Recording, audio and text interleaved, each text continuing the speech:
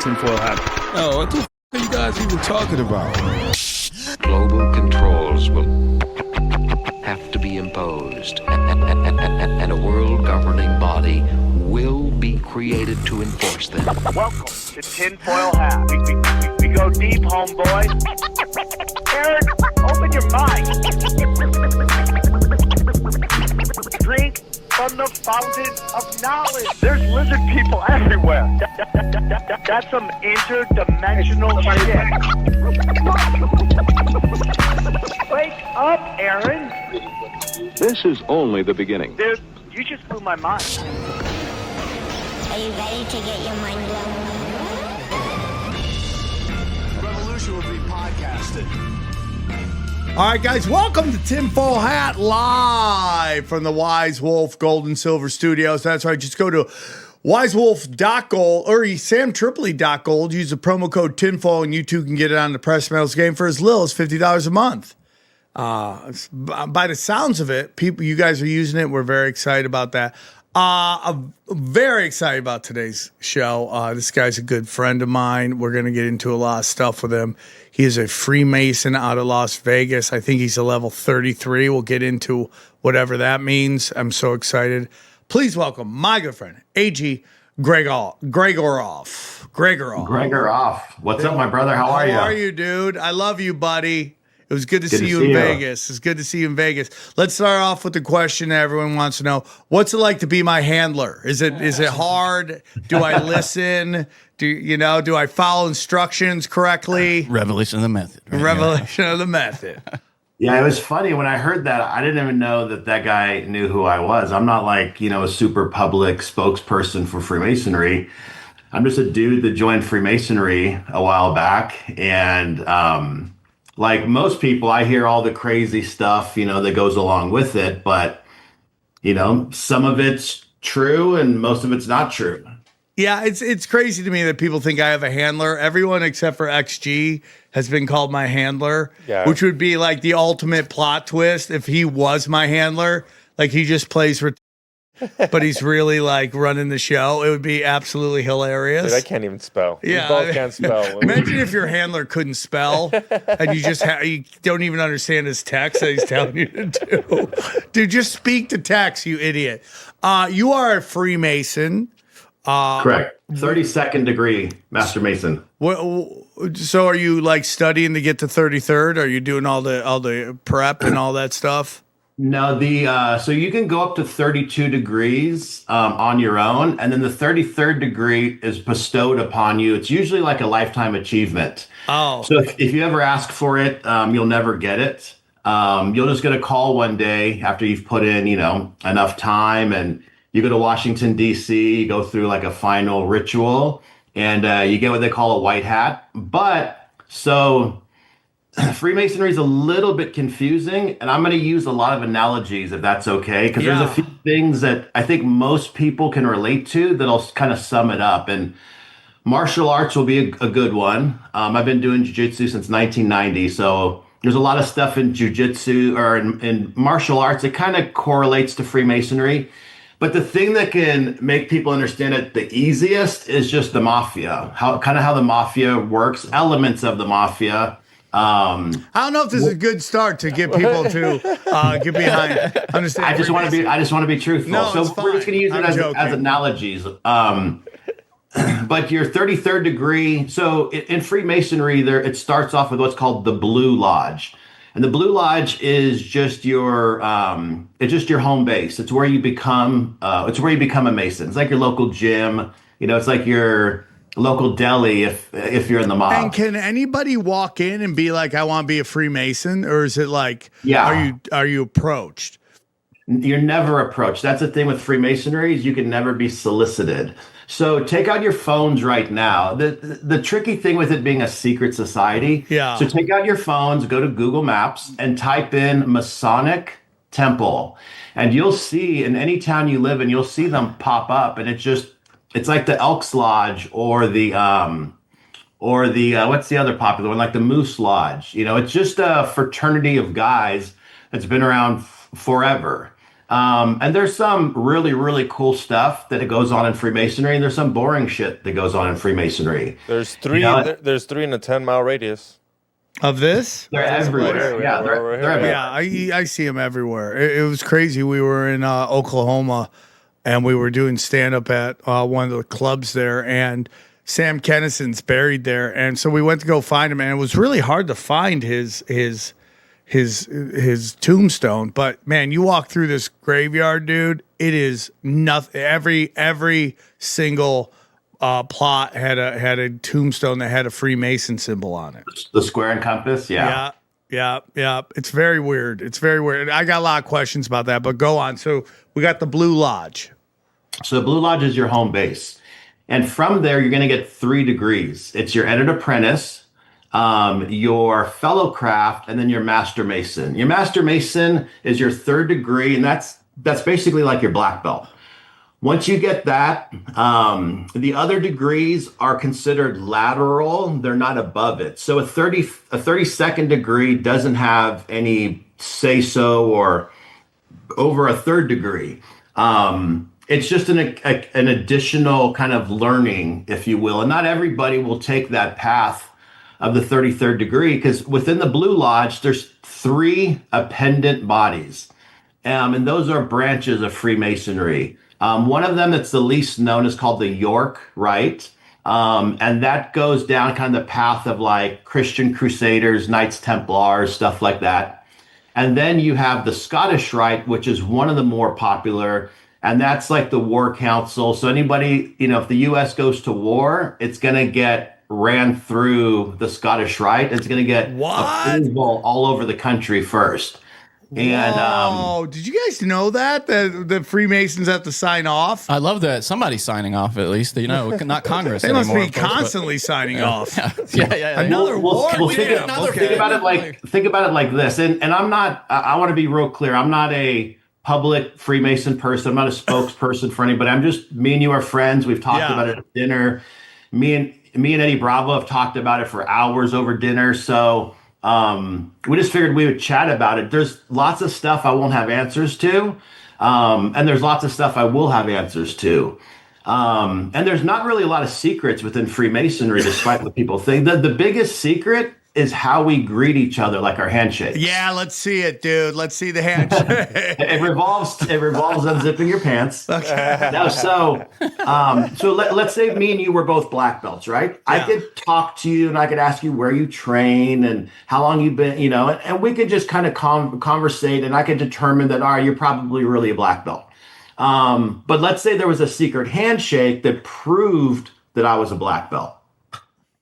That secret handshake it's not needed in my territory. It's not needed in my state because everybody knows who I am for the most part. It's if I was to travel out of state or travel abroad.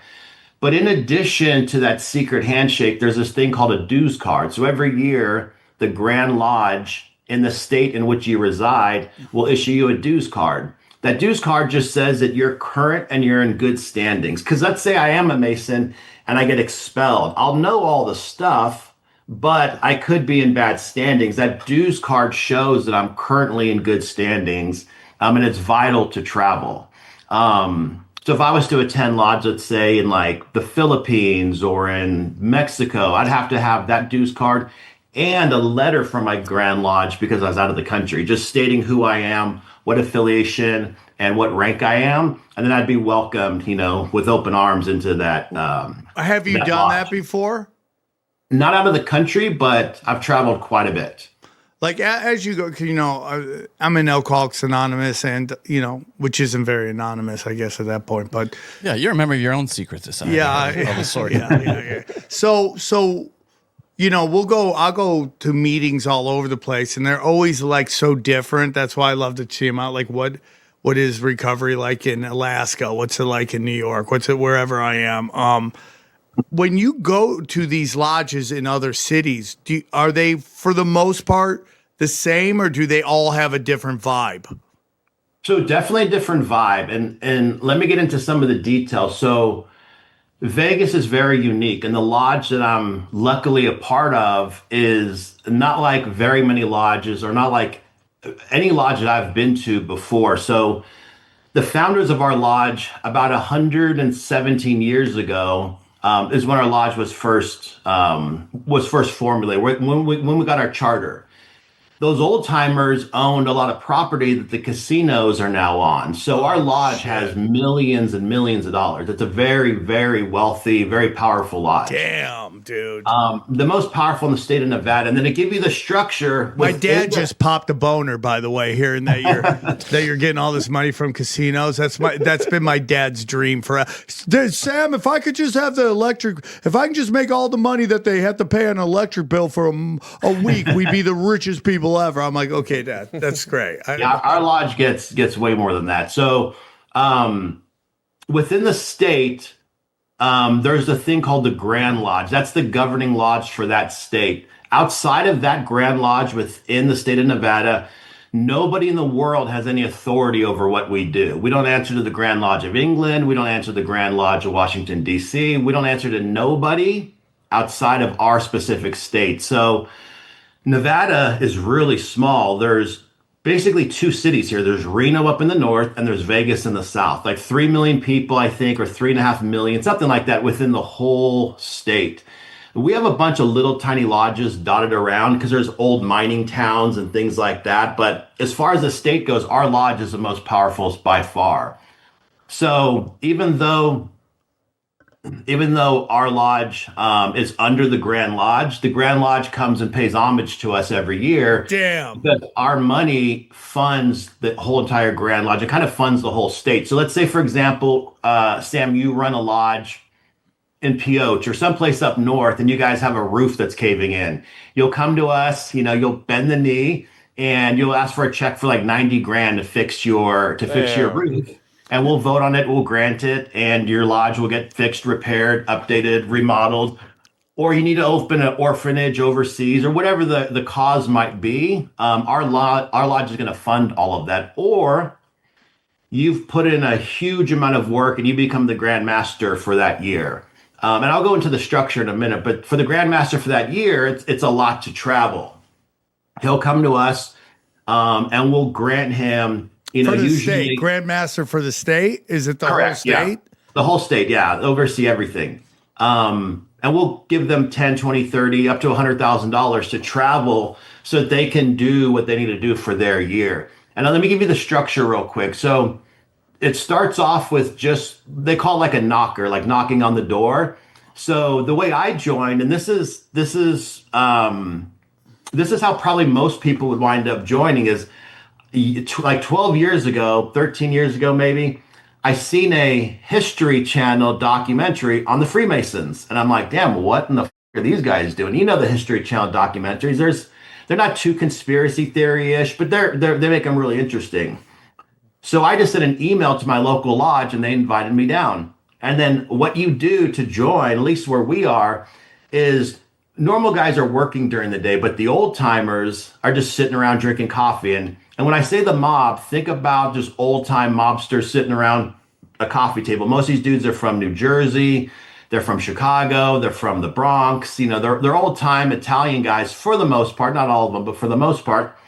You just introduce yourself, you sit down at the table and you shut the up for like 6 months. And then eventually somebody will talk to you and say, hey kid, what's your name? And like, you may have to run out and like, go pick something up or, go help out in the kitchen. Eventually you'll get to know the guy. Someone will befriend you. And then you'll share your interest in joining Freemasonry. From there, you'll have to get an application. And that application process is just a full, just where you live, who you are, your family, things like that. And you'll have to be it's Freemasonry going DEI. You're like, are you guys like, we'd love to get you, but we got a quota of blacks. We got to get in. Bro, if you understood how many Freemason trans are there? If you understood how old school our lodge was, we've only had one black person in our lodge in 117 years. Let's put it that way. Is it that blacks? Because like when you go to an AA meeting, there's not a lot of black people. It's just there's not. There's a couple meetings in certain areas. There are Mexicans? There are Mexicans, but still not as much as white people. It's it's just a weird thing. I just don't think that type of spiritual work is big in those. It's just like AA is not big in certain communities. So it's like, so you've only had one black person apply, or is it just one you let in? You're like, we can't let this thing go to shit. No. Now let me say this. So our lodge is very, very unusual from other lodges. They write about us in like Masonic papers and stuff around the country and around the world for some of the wild shit we've done over the years. And granted, we're in Las Vegas, so we obviously operate a little wild. So you got to get what's called a top signer and a bottom signer. So on the application, let's say you were a master mason and we became friends, and you got to know me a little bit, and a lot of it is based off of trust. So you trust that what I've told you about who I am is to be true.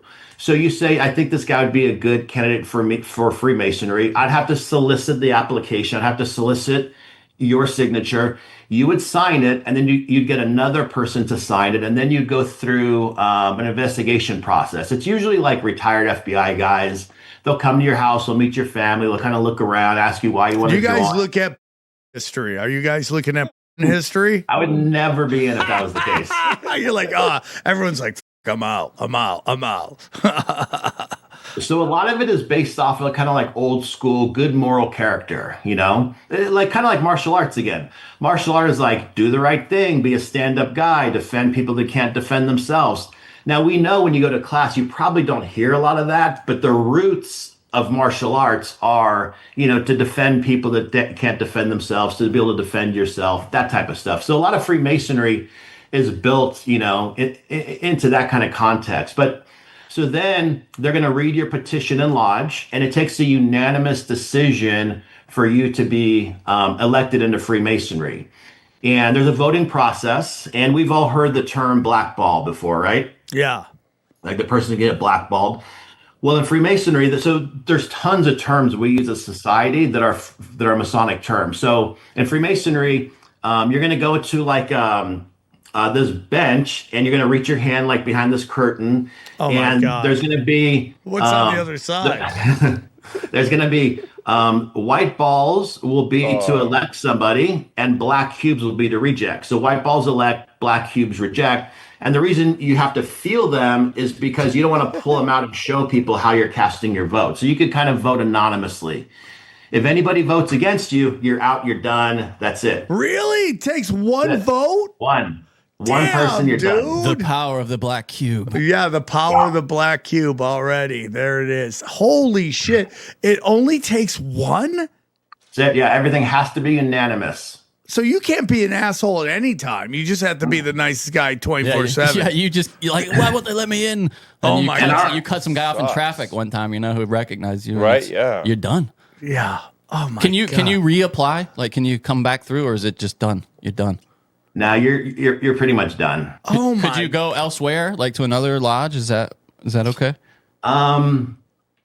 You probably could, but you probably wouldn't make it. Interesting. Let me ask you something. So we equate it to martial arts. Can people move at different speeds? Like, have you ever seen somebody like come in like, and then 5 years later they're a master Freemason or whatever 32 is called? And is there guys that just take forever? You're like, dude, just stick in there. It's going to happen sometime. 20 years later. 100%. We have 50-year members that are like at their 10th degree. I got 32 in 12 years, but I was super dedicated, put in a lot of work, and it kind of correlate to some of the mafia stuff. So our lodge in particular is really powerful. So there's lots of politics that go on, within the lodge to control the lodge. There's elections. There's what's called a Masonic assassination. And all you're really doing is like, if the mafia kills somebody, it's a crime of the people, right? And it becomes, you could go to jail, you go to prison, federal prison, state prison, whatever. But if you just remove somebody's power and their ability to be influential and their influence, they're the same as dead. So it's called a Masonic assassination, and we do a lot of them. And it's way more powerful than actually killing somebody because there's no consequence. You just strip that person all of their power, all of their. How do you survive, awards. AG? You're like such a disruptor. You're such a. And I love you to pieces because we're very much alike. But you seem to have like wild energy. Like, how have you not pissed people off or anything like that? Oh, dude. I've had multiple assassination attempts on me. Oh my God. Hey guys, real quick, I'm gonna tell you about our good friends at Wiseworth Gold and Silver. Okay. I've been telling you how important precious metals are if you really want to stabilize your money so it actually grows. Check out precious metals, and there's no better place than Wise Wolf Gold and Silver. Let me tell you about Wise Wolf Gold and Silver. If you're paying attention, you know that de-dollarization is real. Fiat is fake, and you don't want to be left holding the bag when the dollar collapses. Gold and silver has been money through all of recorded history and are an excellent way to protect yourself from inflation and geopolitical turmoil. That's why I trust my friends at Wise Wolf Gold and Silver for all things precious metal. Veteran owned and an A+ rating by the Better Business Bureau. No transaction is too big or too small, and you can even roll over your 401k or IRA into physical gold and silver. And if you think you can't afford precious metals, think again. With the Wolf Pack monthly membership program, you can get gold and silver delivered directly to your door for as little as $50 a month. Wise Wolf Gold and Silver also deals in and accepts Bitcoin. So go to samtripoli.gold, promo code tinfoil at checkout to receive free constitutional silver. And remember, in the world of bulls and bears, be the wolf. Are you a hardworking man or a woman? Are you tired of your clothes not being able to keep up with the job? Well, there's one place to go and one place only, and that is TRUEWERK. It is blue collar people creating clothes for blue collar people. Let me tell you about TRUEWERK. TRUEWERK is performance workwear built like it matters. Because it does, okay? Founded by a trade professional who was tired of wet, heavy gear weighing him down, okay? TRUEWERK set out to make workwear that keeps pros comfortable, capable, and ready for whatever the day throws at them. Designed with advanced performance fabrics for lasting comfort, all-day mobility, and year-round job site protection. Every piece is tested on job sites with trade pros, so when the conditions change, you're still ready. This is incredible. They have over 50,000 five-star reviews from pros in every trade and every climate. All right, I love TRUEWERK. You know, I love it. I live in LA. It's hot one day, cold one day. I live it. You know, I'm chasing dogs around the dog park, okay? Dana asked me to fix stuff. I just asked her to ask me to fix up so I could wear my TRUEWERK. That's what I do. Just put on some gear. Unclog the toilet, get it done, okay? So it's real simple. Here we go, dude. I use this, and you should too, all right? Upgrade your day with workwear built like it matters. Get 15% off your first order at TRUEWERK.com with code TINFOIL. That's TRUEWERK.com. And we appreciate them sponsoring the show. Okay, so you say an assassination attempt. Is that something that passes, like, has to pass through a process also? Or is that more of an informal thing? So, let me go into the structure real quick, and that'll make sense. So once you go through your first degree, you're now what's called an entered apprentice. And that process is pretty straightforward. And so if you were, let's say, for example, if me and you were to walk into a play, any play, Phantom of the Opera, Nutcracker, whatever, I don't know the name of the play. Cats, we would peek behind the curtain and we'd be like, dude, what the are these guys doing? This is crazy. Why are these gay guys getting gay? Why is everybody fucking? But in Freemasonry, because it dates back so many thousands of years, a lot of the historical stuff were never able to be written down, as the king would find it, or the pope would find it, or somebody would find it, and it would be, you would be doomed. You'd get executed. So we have a term called mouth to ear, where you whisper a secret into somebody else's ear, and it's kind of like the telephone game. Whoa. But you have to be deadly accurate with the details. Okay. So there's historical events that have been passed down through history, mouth to ear, perfectly recited all the way down through history. And the rituals you kind of go through are just reenactments of things that happen throughout history to teach you lessons. Lessons on being deceived or eavesdropped on or backstabbed or whatever it might be. Whoa. So some of the rituals look pretty gnarly. But if we were to have a play, let's say me and you put a play together and there was a scene with the devil, and somebody was to see that, they would think, hey, these guys are worshiping the devil. Nah, motherfucker, it's just part of the overall plan to know to not fall into that trap, So a lot of rituals that go on. And there's not much writing in Freemasonry, even though we have a whole library and there's some really old stuff in there. None of our stuff is really written down. It's all just passed down generationally to the next guy, to the next guy, to the next guy. A lot of memorization that goes on. Once you prove that you've memorized all the lessons of that entered apprentice, another year or so can go by and you can apply for your fellowcraft degree. And that's kind of like would be a brown belt, let's say, in jiu-jitsu. You're not a member of the lodge yet, but you're taking on an enormous amount of responsibility. And I'll give you an example. So the Filipinos take Masonry very serious, very serious. Like the Masonic logos on their dollar bill. If we go to the Philippines, we'll get picked up from the airport by government officials, a general, a colonel. We'll have an escort throughout the whole country. It's very old school over there. America's not really like that anymore. It used to be. Of course. But think of it like the mob. The families over there is going to pick you up. They're going to take care of you. They're going to host you. So years ago, I went to the Manny Pacquiao Floyd Mayweather fight. We went to some locals here, some Filipino. There's a Filipino lodge. These dudes are their own They're their own mafia family, let's call it. So we pull up to their house. They have their knockers and their entered apprentices. They'll take your car. They'll park it. You walk to the front door. The wives greet you. They get you a plate. Damn. They take you in the backyard. There's like 100 people there. And all the senior guys are off to the side, just like an Italian barbecue or an Italian, wedding. And Filipinos, they hand you a microphone, bro, because they're all doing karaoke. So you have to make an announcement. Karaoke. If Joe They love Boy it. doesn't You get sing, handed a microphone, you have to say something. And I'm a master mason. I got another guy with me who's a fellow craft. He has to sit in another area, but they're bringing you expensive scotches and they're all greeting you, giving you a kiss on the cheek. It's very, very, very much just like the mafia, except we're not committing crimes and things like that. But the mafia, everything in our society is based off of Freemasonry because it's the founding essence of America. And it dates way back before founding that. fathers were Freemasons, right? All of them, I think virtually every one of them.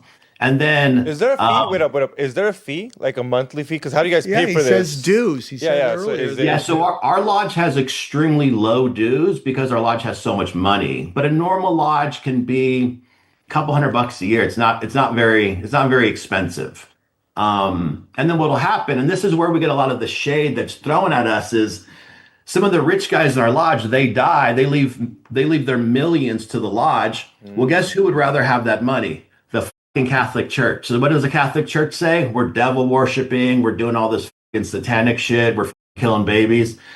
No, motherfucker. We're exposing all the shit the Catholic Church is doing. But the Catholic Church wants the money that our members leave. They want us over in the Catholic Church. Because think about history. You were either a Catholic, a Christian, whatever. When you died, you left your money to the church. That's always the way it was throughout history. They don't want our lodge having money. They want the money going over there. So we catch a lot of shade from the like the Catholic Church. And then we've had members over the years expose their child sex crimes, get into the Vatican. So with the Vatican Bank, all like all that exposure stuff has all come from Freemasonry. So the point of us talking, and this is the big thing, is these people have been manipulated to think that Freemasonry is the ones running the world. It's the opposite, dude. Freemasonry are the fucking kings and the founders of conspiracies, and they're the initial people that expose conspiracies and expose government fraud, government cover-up, all the shit the little hats are doing. You know who we're talking about. we expose all that shit, and we always have through history. So what do these groups that we expose do? They turn everything to Freemasonry and say, hey, you guys are doing this shit. I got a fucking parking ticket is from a Freemason. The fucking Illuminati turned off my fucking gas to my house. The dumbest shit we fucking hear, bro, is mind-boggling. So let me ask you something. So this is where we start to get into some stuff. You know, and we've had talks about this when we grab lunch and stuff like that. So like when you talk about the right, like Dana's, you know, she's not practicing in any way, but her father was, I think her mother's. So, you know, when people are like, well, and I'm just like, yeah, at the top of the Zionists, there's a bunch of crazy, like, scumbag psychopaths, right? But most of your, they're just chill. They have been traumatized since they took their first breath about the Holocaust, about everyone hates them, not because they're shady, but because they're so successful. That's like you see fat ass Randy Fine's like, we've been kicked out of 109 countries and it's never our fault. Like, imagine saying that out loud. You get kicked out of 109 bars and you're like, I can't believe these bars are assholes. You know, so my question to you is it possible that at some point very high up, there are some bad actors that in Judaism? No, obviously in Judaism. I mean, that's a rhetorical question. But in Freemasonry, like most groups, I don't care who you are, there is the normal people, and then there's always this kind of like condensed group of just really crazy psychopaths who just want to control everything, make all the money, and destroy everyone who's not one of them. So that's a great question. So human beings in general have that tendency. So the answer is always going to be yes to that question in every group. The thing is it Freemasons that are controlling that stuff? I'm at the top of Freemasonry, and I could tell you if there was a separate group above us, they don't hold the influence that does anything to control the rest of Freemasonry. So they would just be a group of 10 guys that would have influence over nobody. And it just really wouldn't work that way. You need the power of the entire organization to really cause influence in anything, you know, and I don't want to go into the, but like, so let's say me and you are Catholic or Christian, and we go to church on Easter. We're not really Catholics. We're not really Christians. We're talking about the extremists in every group, the far extremists, you know, and if you were at an event, let's say, and something happened and you witnessed that event, and that person who you witnessed at the event had a totally wrong version of what happened, and you knew the truth, that person knew you knew the truth. You would always have some sort of contention between the two because they know that you know that they're lying. So Freemasonry catches a lot of shit from a lot of groups because we know they're lying because we were there.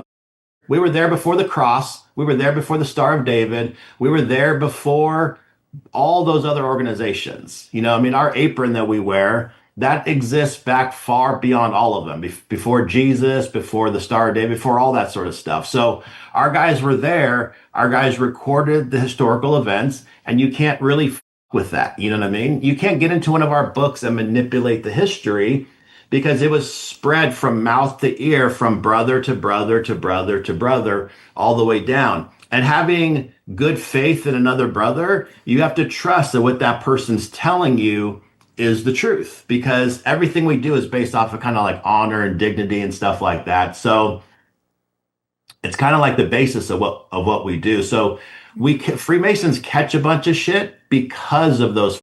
Dude, the stuff my friends send me, like there'll be this like weird spiritual Illuminati fucking bullshit with all these symbols, and you know, some guy on Instagram, and they'll send that to me, be like, is that true? Be like, that's not, I don't even know what the that is. And let me give you an example. It's the same as martial arts. Okay. So if we go back to the 70s and we see a Bruce Lee movie, we would be so confident that the touch of death is real.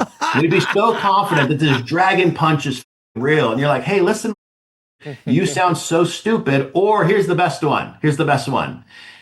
Everybody knows you're a black belt. You have to register your hands as deadly weapons. We know today how dumb that sounds, but that's what people thought forever. Imagine walking into the police office, I'd like to register these. Like, do I need to register these? Here's the thing. That's what it's like being a Freemason and hearing the crazy shit that people say about us. So You know what I mean? So if we go with that, when we see like the one eye, the thing that, you know, you see all these all-seeing eye, yeah. like this stuff and all that stuff and the weird symbolism that shows up in different places. Like you brought up the Illuminati. Now there's a difference between the Freemasons and the Illuminati. Let's say the Illuminati's real. I think most people believe it does exist. Like, what is all that? Like, what is the not necessarily what it symbolizes, but why are they doing that in so many different like photo shoots and on album? You know, it's like you have like Eminem does it all the time. He'll have his hoodie over his eye and stuff like that. Or the checkered floor. There's always a checkered floor. Yeah, well, yeah, that's Yeah, those are all Freemason things. So this is the square and compass. It's a square, it's a Masonic square, and it's a compass on the bottom. So what it is Masonry dates back to old stonemasons, and the way you would square up something is you'd have that square and you'd have the compass for measuring. So those are working tools describing the balance in life and the balance of your tendencies and your habits and your behaviors and your, you know, things like that. So that's where that stuff comes from, you know. And the all-seeing eye is just a symbol that's been around for. We have tons of symbols in Freemasonry. Most of them they're all working tools, if you notice. So they're all tools symbolizing around crafting something, crafting the best version of yourself and stuff like that. The crazy shit I hear about what the symbols mean, I'm like, I got a book right over there with all the symbols in it. None of that shit's written. So, oh, that's interesting. There's a readoption of things. Okay. So did the Illuminati exist? Absolutely. They were like aristocratic slave owners from, I believe, the 1700s. And when you see guys like Eminem or Ja Rule or those types of guys, imagine if people readopted the Confederacy, the Confederate Army, and you see these like black rappers walking around with like Confederate Army uniforms, and you'll be like, nah, bro, they've been around forever. They're running shit. You're like, no, they're not, dude. These idiots just took something that existed. They tried to like reinvent it and make it their own, but it's not a real thing. That thing's been gone forever and ever. What plays it? What follows that logic is all these symbols through time, whether it's the Hindu symbol for peace, which most people will go, that's a swastika. And you're like, well, the actual old version of it is a symbol for peace that they corrupted it. Like there's this famous story of like these like Christian like missionaries, and they went to some building and had swastikas in it, and they said they wouldn't work there because of the swastikas. And you're like, I mean, if you go to like Israel and you go to old synagogues, there are swastikas all through those things, because like a lot of the Abrahamic religions, and this is where everyone's gonna get pissed at me, comes from Hinduism. There are Hinduism parts to it, and that's where like you know, and then you see the corruption of those symbols. Like the symbol for the universe is now widely accepted as the symbol for pedophilia, when it really was a symbol for the universe used in old religions. And so they do corrupt these things. And you're right, there are people who take the old and repurpose it for their own things, acting like they know what it is, and it may not be the actual real meaning behind the symbol.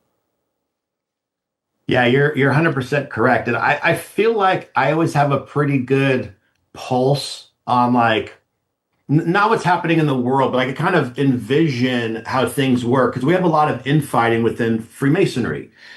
We're trying to get our agenda passed the way we want to, the way it should be. And there's this thing that people forget, like anybody who runs anything is 100% going to run things the way that they want it to be ran. Right. You know, it'd be like, dude, Elon is just running his company like this because of this. Yeah, no shit, bro. It's his company. You run your household the way you want to run your household. We run Freemasonry the way we want to run Freemasonry.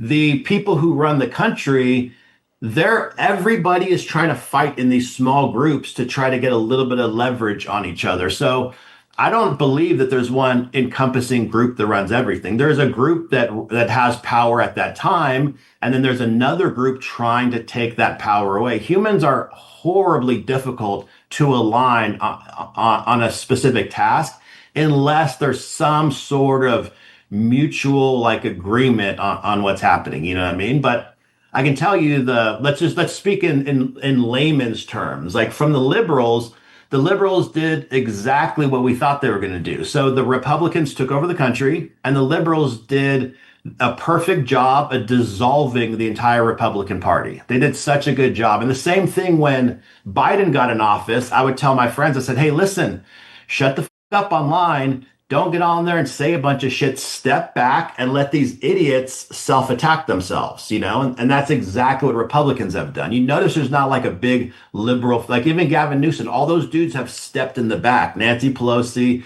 they've all stepped in the back. And we're just fighting amongst ourselves over who killed Charlie Kirk, and Candace Owens is going to Mars, and all this crazy nonsense they're throwing at us all day.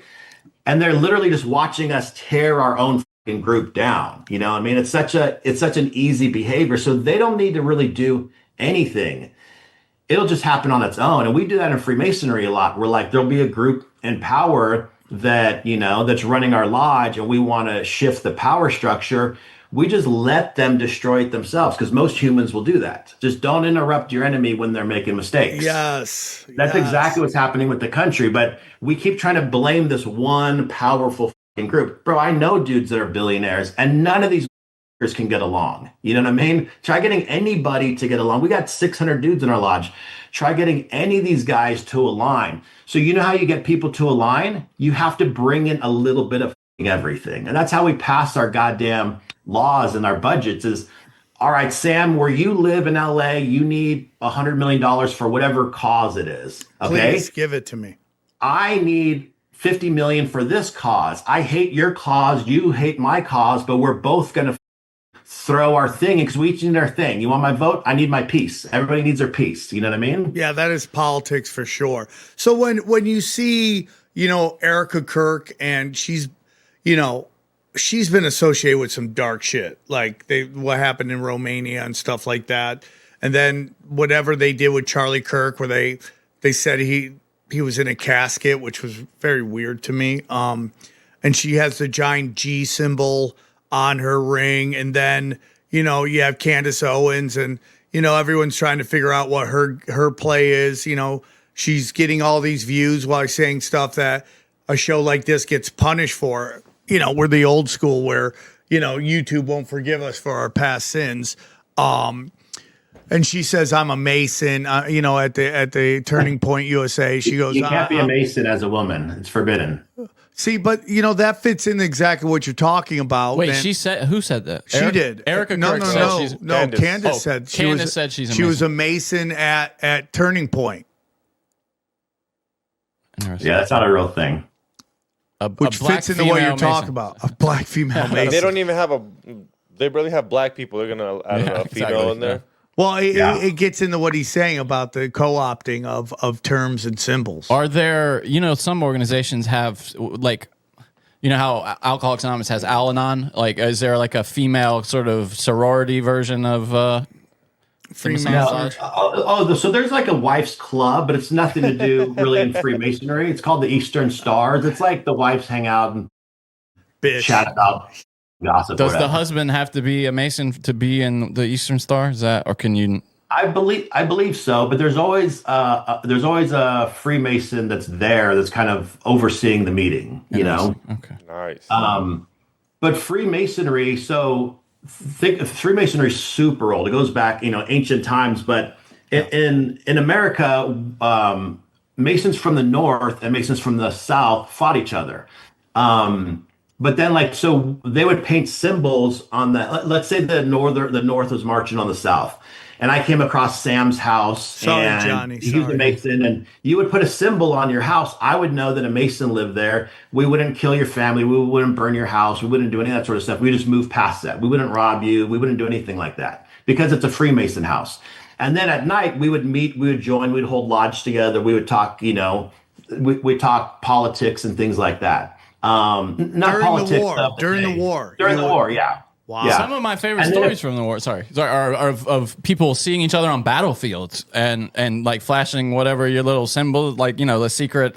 They throw the crypt sign. Throw up the crypt sign or whatever, their gang symbol, and being like saved from a perilous situation. There are a couple of famous stories of that from the war, of, you know, people kind of dropping what they were doing to help someone, you know, in a dangerous situation. It's very common, even so much to where generals would come over, interview POWs, and release POWs that were Freemasons. It's well documented throughout history on this.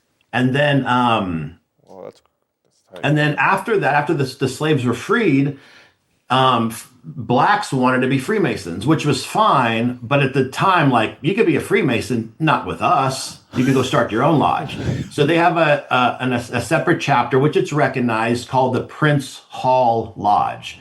Hey guys, we want to tell you about our good friends at Crowd Health. Listen, healthcare costs are skyrocketing. It's harder and harder to find really, really good solutions. And our good friends at joincrowdhealth.com have amazing ideas to help keep healthcare costs low. So let me tell you about joincrowdhealth.com.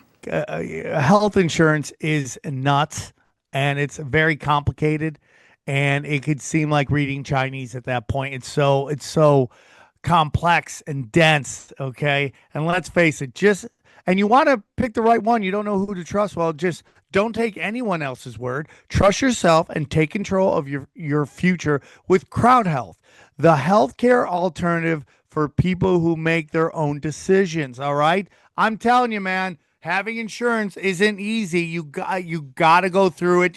You're reading. What does this mean? What does that mean? Dude? No one's sitting there trying to help you. Guess who wants to help you? Crowd Health. That's who wants to help you.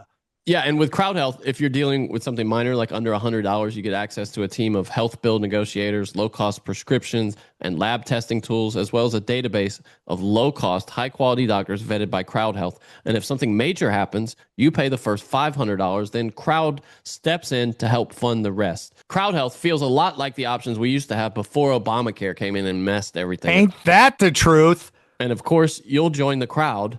That's capital C crowd, a group of members just like you who want to help pay for each other's unexpected medical events. The system we're in is betting you're going to stay stuck in the same overpriced, overcomplicated mess. And this year, it's even more complicated because of the ACA subsidies expiring, which means your price is going to go sky high. So far, Crowd Health members have saved over $40 million in healthcare expenses because they refuse to overpay for healthcare. Well, listen, I've been hearing people talk about this, and I think this is an incredibly great idea. We all work together to help each other cover our costs, and I think that's freaking amazing. And I love that Crowd Health is doing this, okay? It works, and you should check it out. So this open enrollment, take your power back. Join Crowd Health to get started today for $99 for your first 3 months using code TINFOIL at joincrowdhealth.com. That's joincrowdhealth.com, code TINFOIL. Crowd Health is not insurance. Opt out. Take the power back. This is how we win. Joincrowdhealth.com. The Prince Hall Lodge is it's like a white church and a black church. You can go to each one, but you're going to find mostly whites at a white church and mostly blacks at a black church. There's no racism involved. It's just people want to be around their people. And like a black church, those Prince Hall lodges there's a lot of like, you want to see the crazy symbols, bro? They got the gold and the jewels and all the crazy stuff. They're dancing. They do all kinds of stuff. It's super cool, to go over there. It's really ornate. I mean, they have regalia like you wouldn't believe. Tons and tons of regalia they wear. So those are the two really different branches of Freemasonry. They both recognize each other. But then let's say just this group of random people said they want to become Freemasons. They could open up their own thing. They're not associated with us. Just like some dudes from Seattle could call themselves the Seattle Mafia. They're not tied in any way to the real Mafia. They're just portraying themselves to be that. So to answer your question, is there women in Freemasonry? No. But there's probably these fake groups that start up and try, to do something like that. But they're not globally recognized, not globally influenced, and they're not They're not tied into our network in any Are there way. gays? Yes. Yeah, we had one gay. We were going to kick him out, but he was a buddy of mine. I actually stood up for him because the old timers were pretty against that. And I said, listen. I said, I seen some of these hag wives you guys drag in here. I said, at least he's a public guy, but his name is Mitch. I said, at least his boyfriend's in shape. I said, I seen those battle actors you guys drag in here. I said, I wouldn't want to bang your wife as much as I wouldn't want to bang Mitch's boyfriend. So funny. You know what I mean? And that kind of settled AG, you're the best. That's dude. so that settled the thing down, you know. Okay, But and I'm sure that led to a couple assassination attempts. Did that bring in quite some a few, yeah. So a couple assassination stories. So we have, if you want to be in the leadership of the lodge, it's called being in line. So you start off with being like a security guy. You know, we have really tight security at our lodge here in Vegas. We had guys with machine guns, real full auto machine guns. We have guys with pistols, bulletproof vests. We have a huge fence around our lodge. We've had guys throw Molotovs at our building. Guys with PAs talk about let the babies out, like the craziest shit, kind of like that Pizzagate thing. Just a dude's running a pizza stand. You got these weirdos show up wanting to see a basement that doesn't exist. So we get some of that type of stuff. But there's like the DA is a Freemason, like some of the top guys in the police department are Masons. So we get that stuff fixed, you know, pretty easily. But to go into line, so you'll start off as like security. Then you'll start off as like, there's all these different positions within the lodge and run the actual ritual. I don't want to name them all off, but eventually you'll get all the way around to the master of the lodge. The master is usually a 1-year position. It's voted on. And with that vote, it's just majority. And then that person has overall authority on the lodge for that year. So he's the boss. He's the mafia boss. And then there's an underboss and there's a consigliere and there's all that type of stuff. So that person is going to run the lodge for that particular year. And for 117 years or maybe 114 years, it went exactly the same every year after year. So if you were in line, Sam, you would do all your duties and it's like an 8-year revolution. You would eventually run the lodge. Well, we had this guy that was just a fucking weird guy. You know what I mean?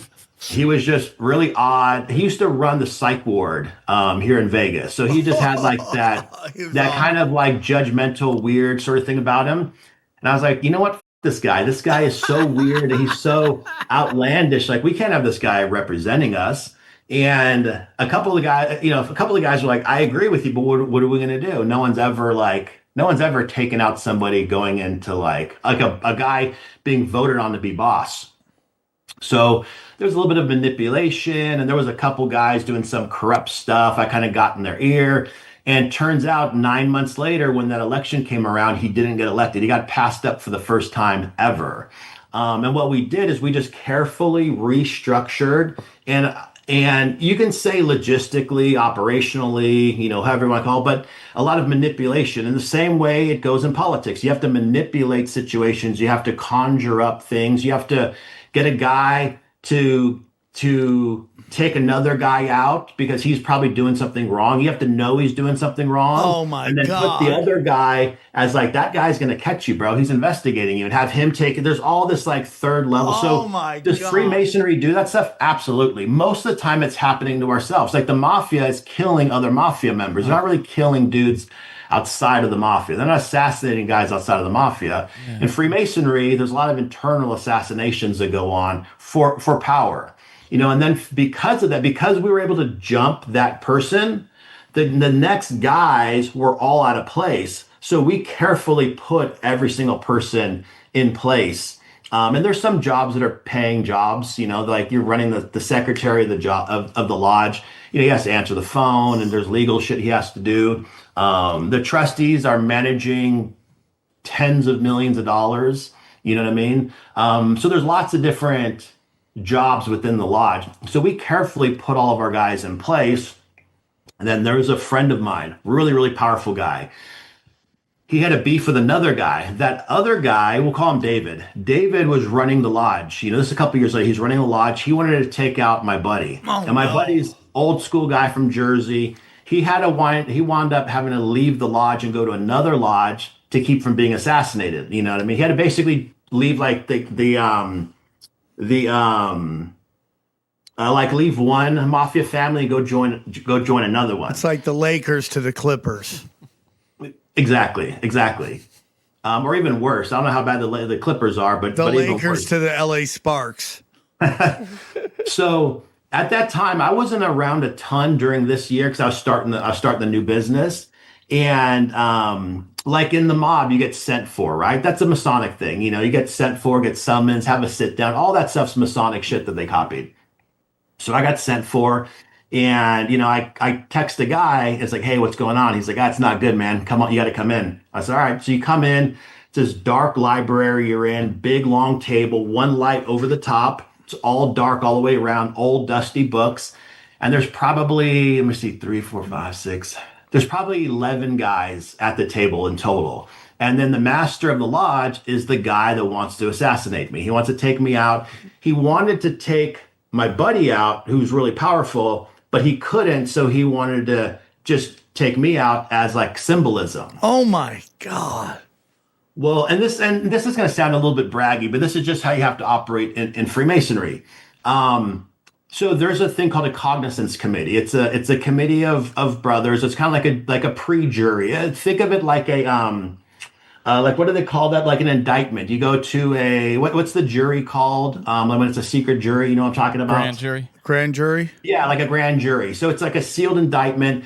They're gonna look at the charges brought amongst you, and we could be charged Masonically with different crimes or violations within our code, just like in the mafia.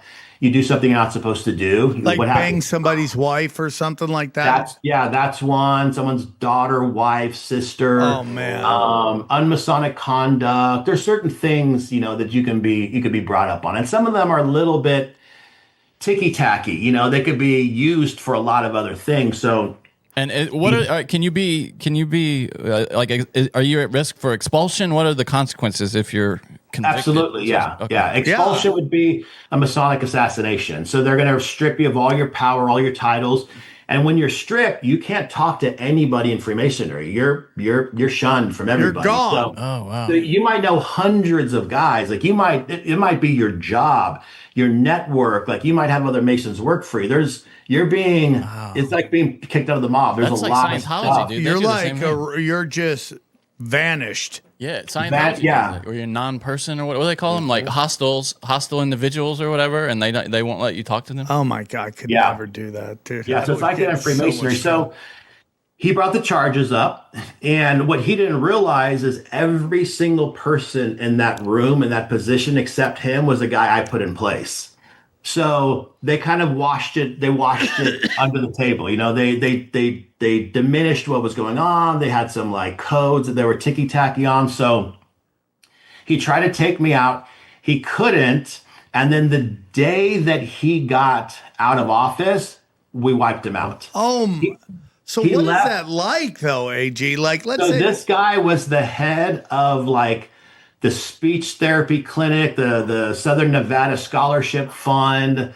Like there was like 10 things this guy. So you guys ever heard of Shriners before, like Shriner Hospital? I was going to ask what that was relative. Shriner is an appendant body of Freemasonry. So it's our philanthropy. So every Shriner is a Freemason, but not every Freemason is a Shriner. So it's another group within Freemasonry you join. So he was high up in a bunch of Freemason and a bunch of shrine stuff.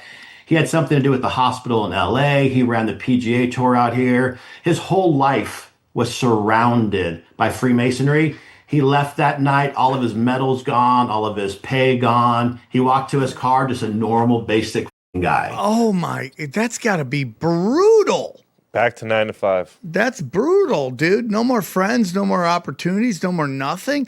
Now, how often does this happen? In a normal lodge, almost never. In our lodge, quite often. You guys are like the Real Housewives of the Masonic Lodge. It's crazy, dude. It's crazy. Like we've taken out Grand Masters as soon as they've gotten out of office, which is unheard of. The Grand Master is the boss of bosses. You know what I mean? They're the overall governing authority on everything. You know what I mean?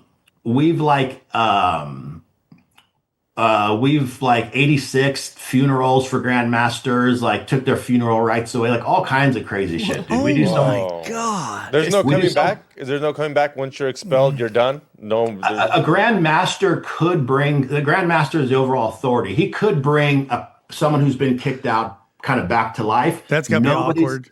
Nobody's ever done it before. So my good buddy that we were talking about that left the lodge where he tried taking me out, he'll be grandmaster next year. So there might be some guys getting resurrected. I might have to call in some favors and get some guys resurrected who have been out. There's some really, really good guys that get taken out, you know, and they're your network, you know what I mean? Like you have a strategic guy in your kind of like your crew. They'll take them out and they'll slowly just start picking it apart. Oh, you yeah. know? That is mob shit. Now, let's say you're really close with somebody and they get excommunicated. Do you not talk to them anymore? You can't talk to them about Freemason stuff. Okay. Yeah, you can't. If you have to have an interaction with them, you could, but it's really ticky tacky. You got to be real careful because someone could accuse you of having a Masonic, you know, like Masonic intercourse. We'll joke around. It's called, and then you could be brought up on charges. And here's the thing: our court systems in America, they're all based off Freemasonry. The only difference is, in an American court, you get discovery. You know, I get to see what my charges, what are my accusations. Not in Freemasonry, bro. You walk into that courtroom, we have no idea what the you're about to face, and you just have to take it straight on. And these guys have had a year to prepare. You know what I mean? We've structured juries before, so we've put. I don't even know if I should talk about this. These are the things I want to hear. So, will you get in trouble for even doing this? That's what I wanted to maybe, ask also. Yeah. But this stuff is more it's more housekeeping stuff. You know what I mean? Like I can't get in trouble for this, but it could be frowned upon talking about it. But there's not a violation there. And if something happens, my boy's grandmaster next year, he'll respawn me. You know what I mean? That's really the only reason and now why. Does that start January 1st? Is it literally the year? Yeah, well, not so our grandmaster for next year was already put in place. Okay. He'll take over 2026, and at the end of 26, my buddy will take over and he'll run that whole entire year. Now, do you have to become the grandmaster? Or? No, most guys will never. I mean, there's so much politics involved. A lot of guys want to do it. I purposely don't take any office in the lodge because you become an additional target. You know, when you become like a boss of the family, or like a captain of a crew, more guys are going to try to take you out. So I just kind of hang out, kind of quiet, even though I'm not quiet at all. The Polly Walnuts of the crew. Polly Walnuts. So during COVID, one of the guys who's like the head of the National Guard for Nevada, all the COVID testing, all the COVID cards, all that stuff came in through them. So we got firsthand COVID information, right away. And we got big stacks of COVID cards right away for everybody. And then you can just go on Facebook and see how these dudes filled them out and just be like, and I don't give a about that because that whole thing was phony to begin with. So yeah, I mean, we had COVID cards for everybody, bro. Everybody you can imagine. That's crazy, dude. But I love it, dude. I really regret I lost my COVID card, my fake COVID card. Oh. I probably got in 20 in my glove box. Just hold on to them because I probably try to do it again, dude. To try to do it again. So they're just is the enemy of the Freemason, the Catholic, the Vatican. The Catholic Church has been one of our historic enemies because we've been side to side with each other for so long. So I said earlier that our lodge is crazy. You can join Freemasonry at any religion. You just have to take a vow on your Bible. Just like you would in court. You go to court, you put your hand on the Bible and you swear to tell the truth, the whole truth. Remember that? Yeah. That's Masonic stuff. So you can't really join as an atheist. A lot of guys become Freemasons and maybe they become atheists later, or you start realizing what's going on and you kind of lose some of your religion. So speaking of religion, there's very, very hard rules on the Mormons joining Freemasonry. Ooh. Do you know why? No, why?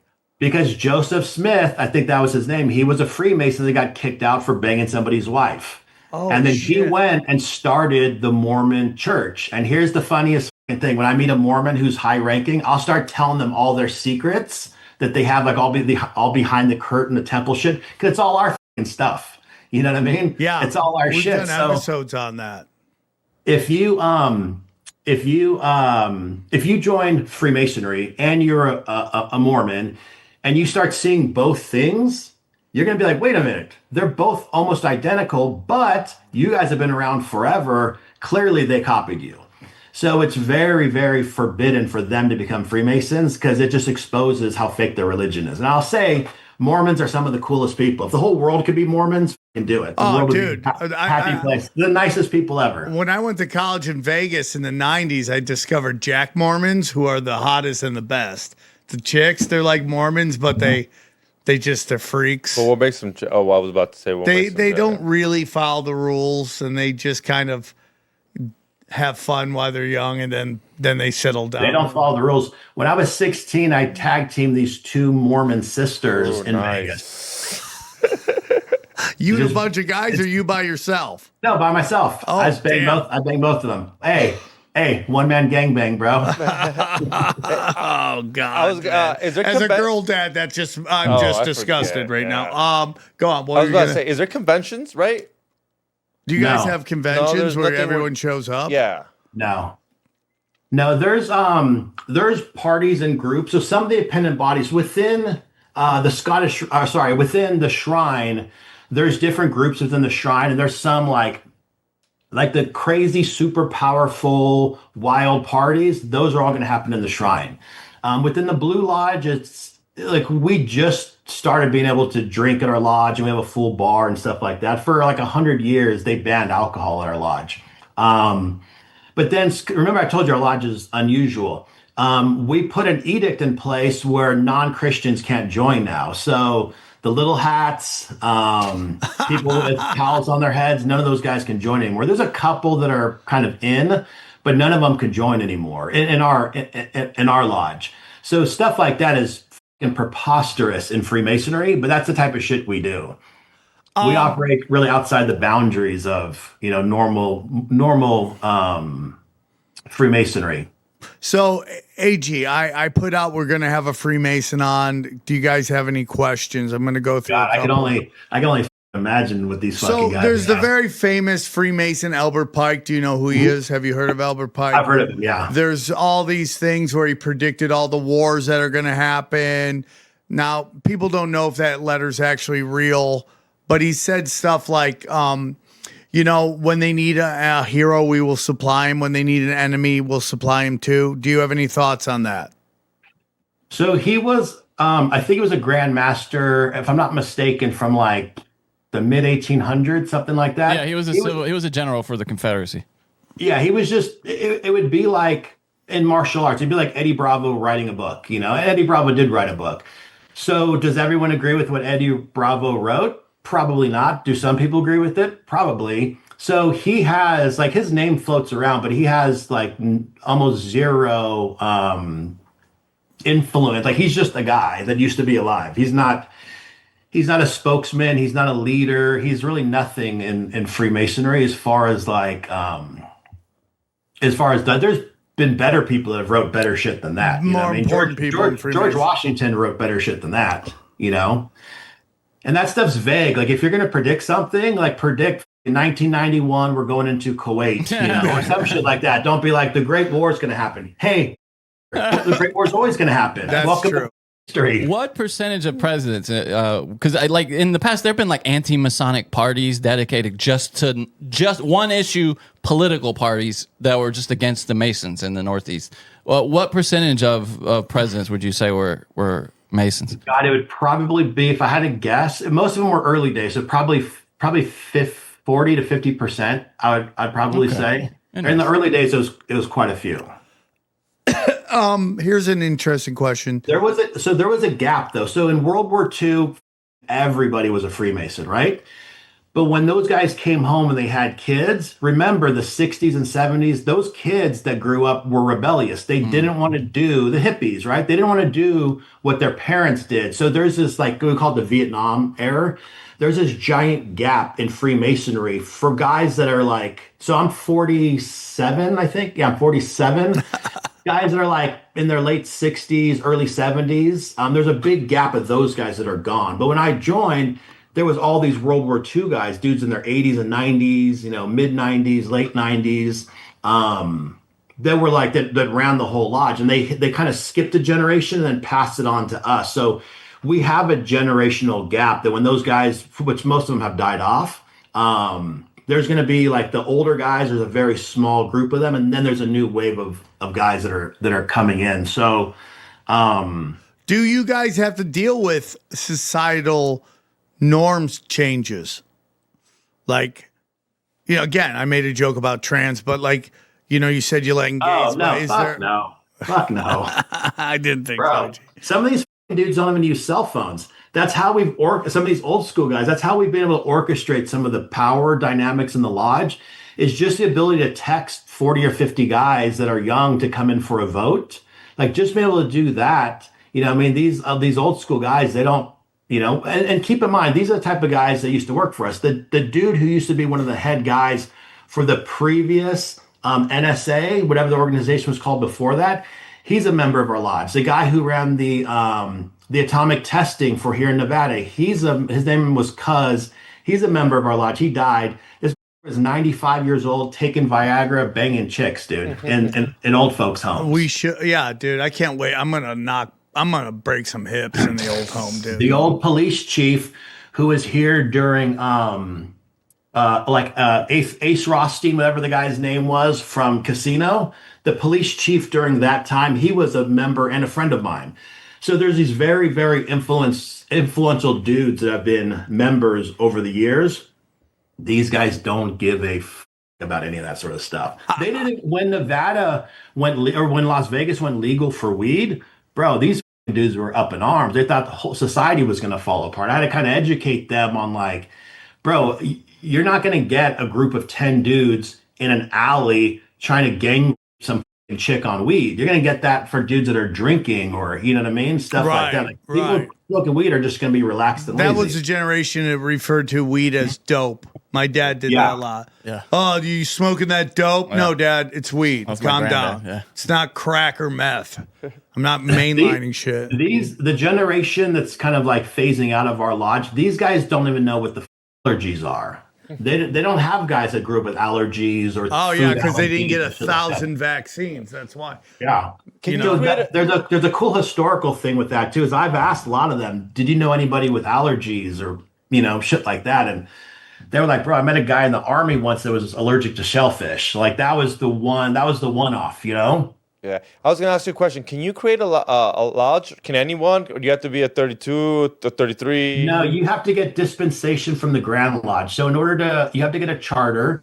So you have to have, I forget the numbers. You have to have a certain amount of members. And we have a rule in Vegas where over 100 members, you need to formulate a new lodge. We have 600 members in our lodge.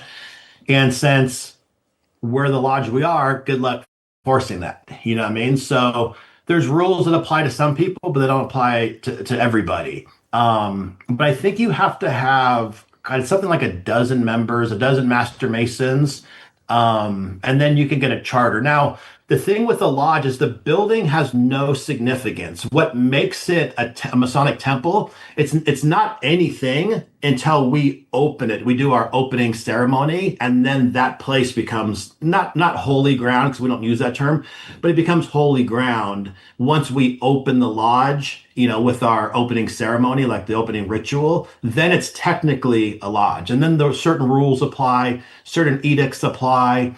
Certain things we can and can't do. Rank, outside rank, if you're in the military, outside rank, all that stuff, political office, all that stuff is removed once you go into office. So if the president of the United States was in the building and I outranked him, once that lodge starts, it is what it is. You know, he doesn't hold his rank or his office anymore. And we're forbidden to talk about politics within the lodge. We could talk about our internal politics, but you can't campaign. You can't openly campaign for people to join, to move up in leadership, and you can't speak about politics of the day. You can only speak about so it's religion, politics, and some thing I don't remember that's not really valid nowadays. So a lot of what we talk about is the business of the lodge itself. So your charter is only good for the time you open, and we've done like old school rituals where we've done we've had a lodge and we've opened it out like in the desert. You know, we've got into like a canyon. We have guys up on the hills with guns and binoculars, and then we've opened up a lodge within, you know, that canyon, and that canyon becomes, you know, it has dispensation to be held a lodge. Rituals, like what are they about? And one guy wants to ask, do you guys open portals when you do rituals? Are you letting? Yeah. Yeah. So think of the ritual as just a play. It's just a historical play. That's a lot of them date back to like King Solomon's Temple, because that's where a lot of Freemasonry stemmed from. So there's a lot of like king type stuff. There's a lot of like bandits, if you will. There's a lot of swords and, you know, dimly lit lights. There's a lot of like really theatrical stuff. There's skulls and there's crosses and there's skeletons and stuff. But a lot of that it's supposed to be the symbolism from the time you're born to the time you die. So I texted you some pictures, Sam. I don't know if you guys can roll those in or not. Nothing too crazy. Just a few pictures of. I'll send them to John. Should I send them to John? The lodge. It's on my other phone, dude. How many phones do you got, bro? You got a burner two. phone? I'm about to get 3. But so remember, if you come to Vegas, I could take you to our lodge. You could eat dinner with the guys. You can tour everything. There's nothing off limit. I mean, we have a safe, but there's nothing off limits for you to see if you were just to come into the lodge. Once we open that lodge, then that becomes extremely private, extremely secretive. So when you mean open, you mean when you guys have your meetings and stuff? Yeah. So it's just a room until we meet as a group and we do like the opening ceremony, the opening ritual to check the rank and to, you know, give out your passwords and that sort of stuff to make sure you belong there. Once that's open, it becomes a sealed chamber, if you will. And nobody could come in or out without like the master's authority or master's permission during that time. And once we close it, it's just a building. Come in, check out what you fucking want. Like all the stuff, all the regalia's there, the swords, the skulls, the fucking costumes and stuff. All that stuff is just sitting there. Tons of my jiu-jitsu buddies have been over to the lodge and have checked it out before. When there's a lot of people associate Freemasonry with the light. There's discussion of the light. Some people think the light is Lucifer. Is there any? They're just asking. Is there Satanism? Is there none? Okay. Yeah, you have to believe in a God, or you can't join. You know, you have to believe. A lot of it's over in the display case, but you have to take your vows on a Masonic Bible, and all a Masonic Bible is a Christian Bible. But it has like some opening pages with just some cool Masonic symbolism. You could check it out next time you come by the house. You could fucking probably buy them online. Related to that, you mentioned your lodge has so much autonomy. Are there potentially like lodges maybe in power centers that do things a little differently or have like darker, you know, like a, you know, darker intent, would you say, and maybe darker history? You're saying like kind of like yeah, just like maybe we're like kind of like we were talking about, maybe like as you get higher up in the structure that maybe people act a little or that maybe some of these things you're asking about apply to. So as far as the height, there's nobody. I mean, I'm close personal friends. So that picture I sent you, Sam, those are like the last Grand Masters for the last 20 years that I'm sitting with. Those are the most powerful people in Freemasonry. You don't go above those guys. In your state or Freemasonry around the world? So the state is all that matters. There's nobody from outside the state has any say-so on what we do. We 100% every state is its own country, if you will. So it's possible that one of these other states has some like different practices to yours. They're slightly different, but as far as the rituals are very, very, very similar. Just because they've been passed on for so long. But let's say the lodge in the next state over is killing babies and sacrificing babies. I mean, and what the about that? You know what I mean? Yeah. Are they going to become spiritual intergalactic beings? No, you're just a cocksucker that killed babies, and the FBI is probably going to raid you and throw you in prison. You know what I mean? Like, Unless you how long flash is that going to for? Just like in Judaism, there's a lot of tribalism. Do you find that in Freemasonry? I find it in mankind. Like mankind's always tribalism. You know? Yeah, for sure. It's always tribalism. Is it kind of like the best way? We've used the mob as an analogy. We use a little bit of martial arts, but college fraternities are all based off of Freemasonry. Freemasonry is the original fraternity for mankind.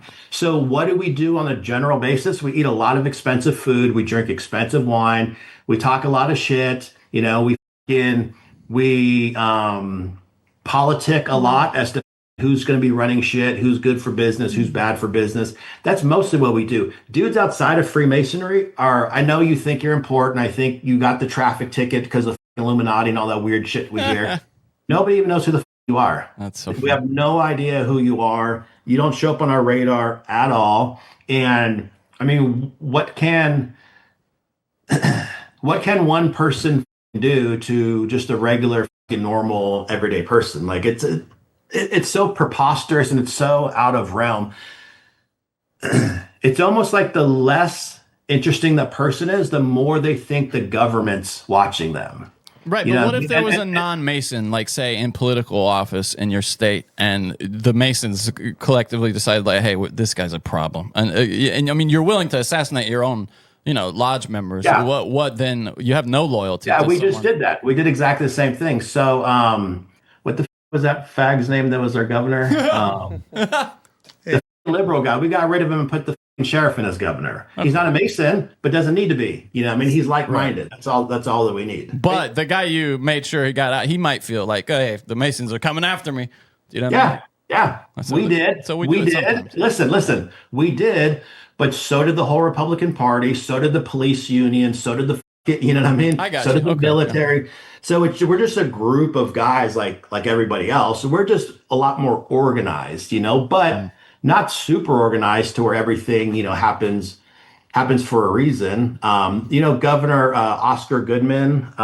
Mayor Oscar Goodman, he was John Gotti's attorney. He's a Freemason. He ran Vegas for years. Now I think his wife retired last year, if I'm not mistaken. I think we have a new mayor. I think we have a new lady who's mayor, but so many people are Freemasons and shit still gets up. I mean, there's some Freemasons that are they're dumb as I don't know how they're in any office. We should mention too, you guys do quite a lot of philanthropic work, right? Like giving money to charity. Yeah. So the shrine is, we donate an enormous amount of money. So if you live in a town, it usually has to be a city, but like the Shriner Hospital in LA, say, God forbid, Sam, your kids got sick and you just didn't have the money, to take care of them.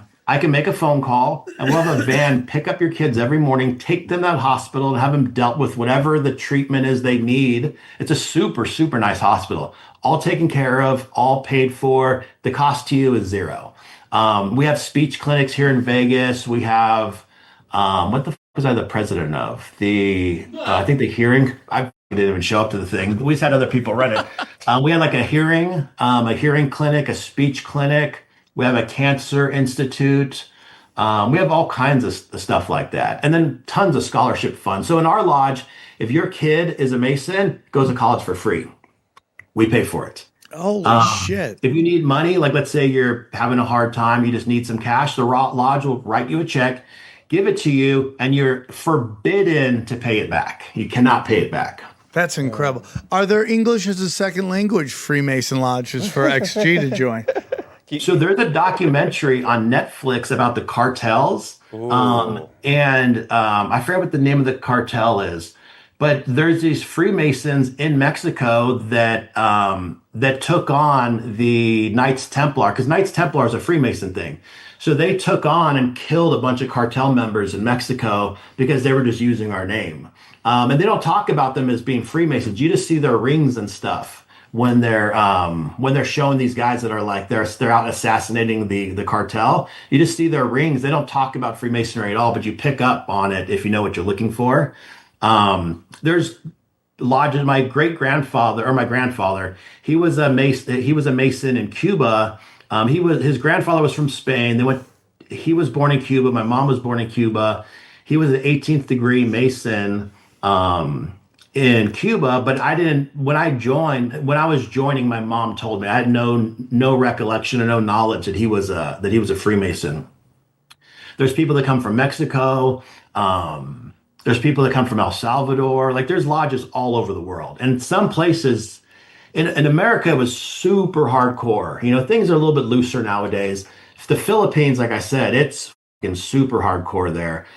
Mexico, it's hardcore. You know, El Salvador. You know, we could go down to El Salvador and meet the president, you know, if we wanted to, because his whole network is all Freemasons and stuff. But I mean, meeting a president's it's cool, but it's not, you know. You could also do that if you're the fucking head of GM Motors or you're a big donor, you can do it. So you talked about symbolism. A lot of people are asking about the hand inside the jacket. Are you allowed to talk about that? Why? That's not a thing. Okay. There's no code associated with that. All the codes are external because you need to see them. And the only time you'll use an external code is in the lodge at the master. That's the only time you'll use it. So there's really 1, 2, 3, 4. There's probably like 5 different hand gestures that we'll use. They'll never be out in public. Like we have a specific way I could shake your hand if you're a Mason. It's just like a greeting. I'll put my hand over yours and I'll do like a certain thing with my hand. You'll have to know it's coming, or you'll like any handshake. If you don't know it's coming, you'll fumble it up and it up. But there's only one that we can do in public. And then there's a private one we can do if you're going to a lodge. Let's say I went and attended your lodge.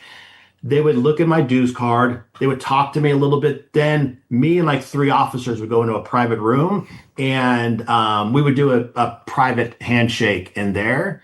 And then they would kind of quiz you a little bit on some of the basic stuff that you should know if you're a Mason. And then they would, give you a thumbs up or thumbs down, whether you could join their lodge. But all the Freemason symbols, they're only allowed to be shown to the master during lodge. So like when you see like the president scratching his ear or doing something that looks like a baseball sign or a baseball call, that's nothing. It's not anything. Baseball's Fremont. Yeah. Freemason. Has the handshake ever been leaked? Has anybody ever been like, and then you guys have to change the handshake, or what happens once you're like, that handshake's on the internet? Oh, it's the best.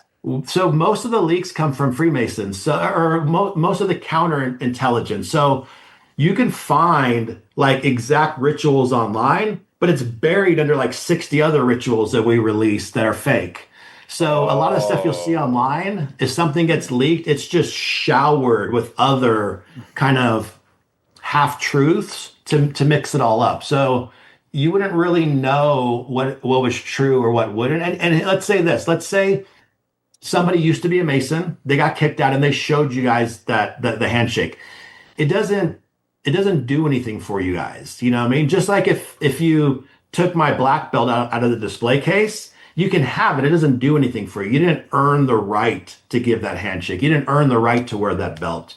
You didn't earn the right, or you won't understand a lot of the symbolism or the honor or the integrity that goes into that. So you can have those symbols and things like that, and you can have the handshakes, you can have the passwords, but ultimately it's what's in your heart, your soul, your chest, and what's in your integrity that matters. And that's really the basis of Freemasonry, is how do you stand as a man in a world full of chaos, and just nonsense a lot of times.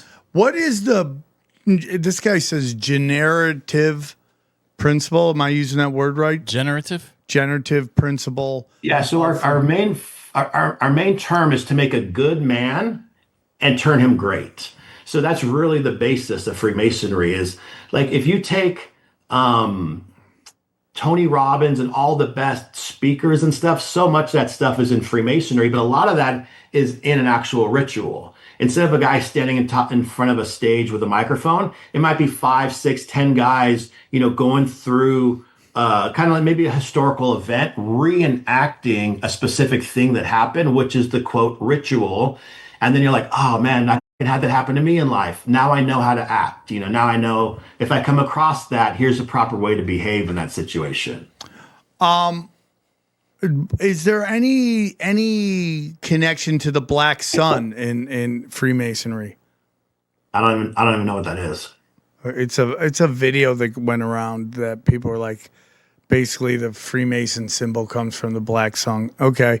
What's a black sun? Well, there's the belief that we have the sun in the sky, and in Earth there's a black sun, and they kind of put energy out together, and it's this whole thing about the hole in the earth and the energy comes out that makes the Freemason symbol. I mean, yeah. Some of the craziest things I hear is always around the symbolism. Like our boy Dom the hypnotist. We joke about it. So he'll send me like a guy, and he's like, bro, the symbol means this, and that means that, and this is this, and this is a universal sign. So what the fuck is it is? What does that mean? So I can't tell you something. I'm just going to show you a sign. Like, let's say I had a big symbol in the back. What the fuck does a symbol mean? If it doesn't do anything, a symbol is worthless. You know what I mean? Like the swastika by itself holds no power whatsoever. But it was the mechanism behind that that's powerful. You know what I mean? This holds no power by itself, but it's the mechanism behind it that holds the power. You know what I mean? The cross is nothing. It doesn't hold any symbolism. I mean, it holds symbolism, but the power behind that is the belief system in Christ. The flag, American flag, has no power. The flag by itself sits on the ground, it blows in the wind, it does nothing. But the honor and the integrity and the bravery it takes to defend that flag, that's what matters. So the symbolism is nothing without the people behind it. Damn, there's some angry chicks on this thread right now. What'd you ask on X? Yeah, I just asked questions and they're just angry. Yeah, it's called the internet. It's all angry chicks. I'm with you on that. What is from a Freemason's point of view, what do you think the global power structure is? Dude, it's a total fucking mess. Total mess. Every single group is vying for their own power to control things. You know what I mean?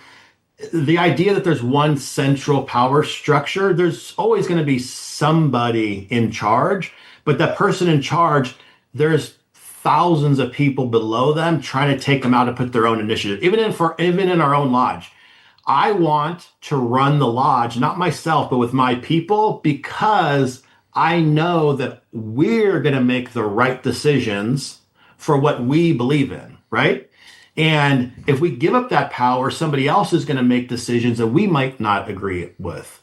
And it's the same thing with the country or with people. If I'm a billionaire, if I'm a super powerful guy, or if I own a huge company with thousands of employees and I could shift their thinking, if I think who's running something is bad for us, I'm going to do things to make it good for us. That's like as basic as you get as a human being. Yeah, that's some human being stuff. I mean, a wife who has a husband who's not making decisions for the family properly, she's eventually going to get rid of that person. You know what I mean? At that simple of a level, even a kid who doesn't respect their parents because their parents could be shitheads, that kid is eventually going to move away from that parent. So you take that same behavior as humans at the basic level and you apply it to a bigger level, it's the same fucking things. Within the Jews, there's infighting. Within the Muslims, there's infighting. Within ISIS, those fucking guys are not radical enough. They're not crazy enough. This guy's more jihadi than this fucking guy. Jihadi Jim's not jihadi enough. There's so much fucking infighting and bullshit. If I can run the whole fucking world the way I would want to, I think everybody who's a normal person would be super fucking happy. Well, I vote for you, buddy. I vote for you. Do the Freemasons believe there is a female counterpart to God? No. Okay, that's simple. Not that we say that there's not. If you believe in God, there's not. I think sex is a planet, like gender is a planetary thing. You know what I mean? Yeah, I got you. Have you ever heard the Royal Order of the Jesters? Royal Order of Jesters. What is that? Yeah, I have. What is that? The fucking craziest group of partiers and richest people you think the fucking Bilderberg, or what the fuck was the one group you were talking about with the owl? What are those guys that worship the owls? Bohemian Grove. The Bohemian Grove. You think those guys party fucking hard? Bro, the Jesters party way harder. Is there any darkness to what they do? I mean, some of their wives might fucking not be happy with what they're doing. You know what I mean? Okay, one more question. Like, a lot of this stuff is, why do you guys like butt stuff so much? That's like 90% of the question. Bro, who doesn't like butt stuff? Only one guy. This Only guy one guy. loves Who doesn't like butt stuff? And he's got a hog on him. I have too many friends with big dicks. I'm pretty pissed. Like, why am I hanging out with these big dick dudes? I need to get medium-sized dick friends. So Sam, like, let's say me, you, Does Eddie, dick size Brian, matter in Freemasonry? we have some little fucking dick guys, little dick energy. How do you Some of the guys all guys. seen each other's dicks? That's Yeah, my at question. what point do you guys whip your dicks out and do naked Like, it has to helicopter? be early on, bro. What early level on in the Freemasonry process. is that? Now, do you go through is it literally like level 1 to level 33 or 32? Is it like you got to do each one? So hang on real quick. Let's say we're all hanging out, right? Me, you, Cal, everybody, we're hanging out. And one of us is just a little too weird. That's okay.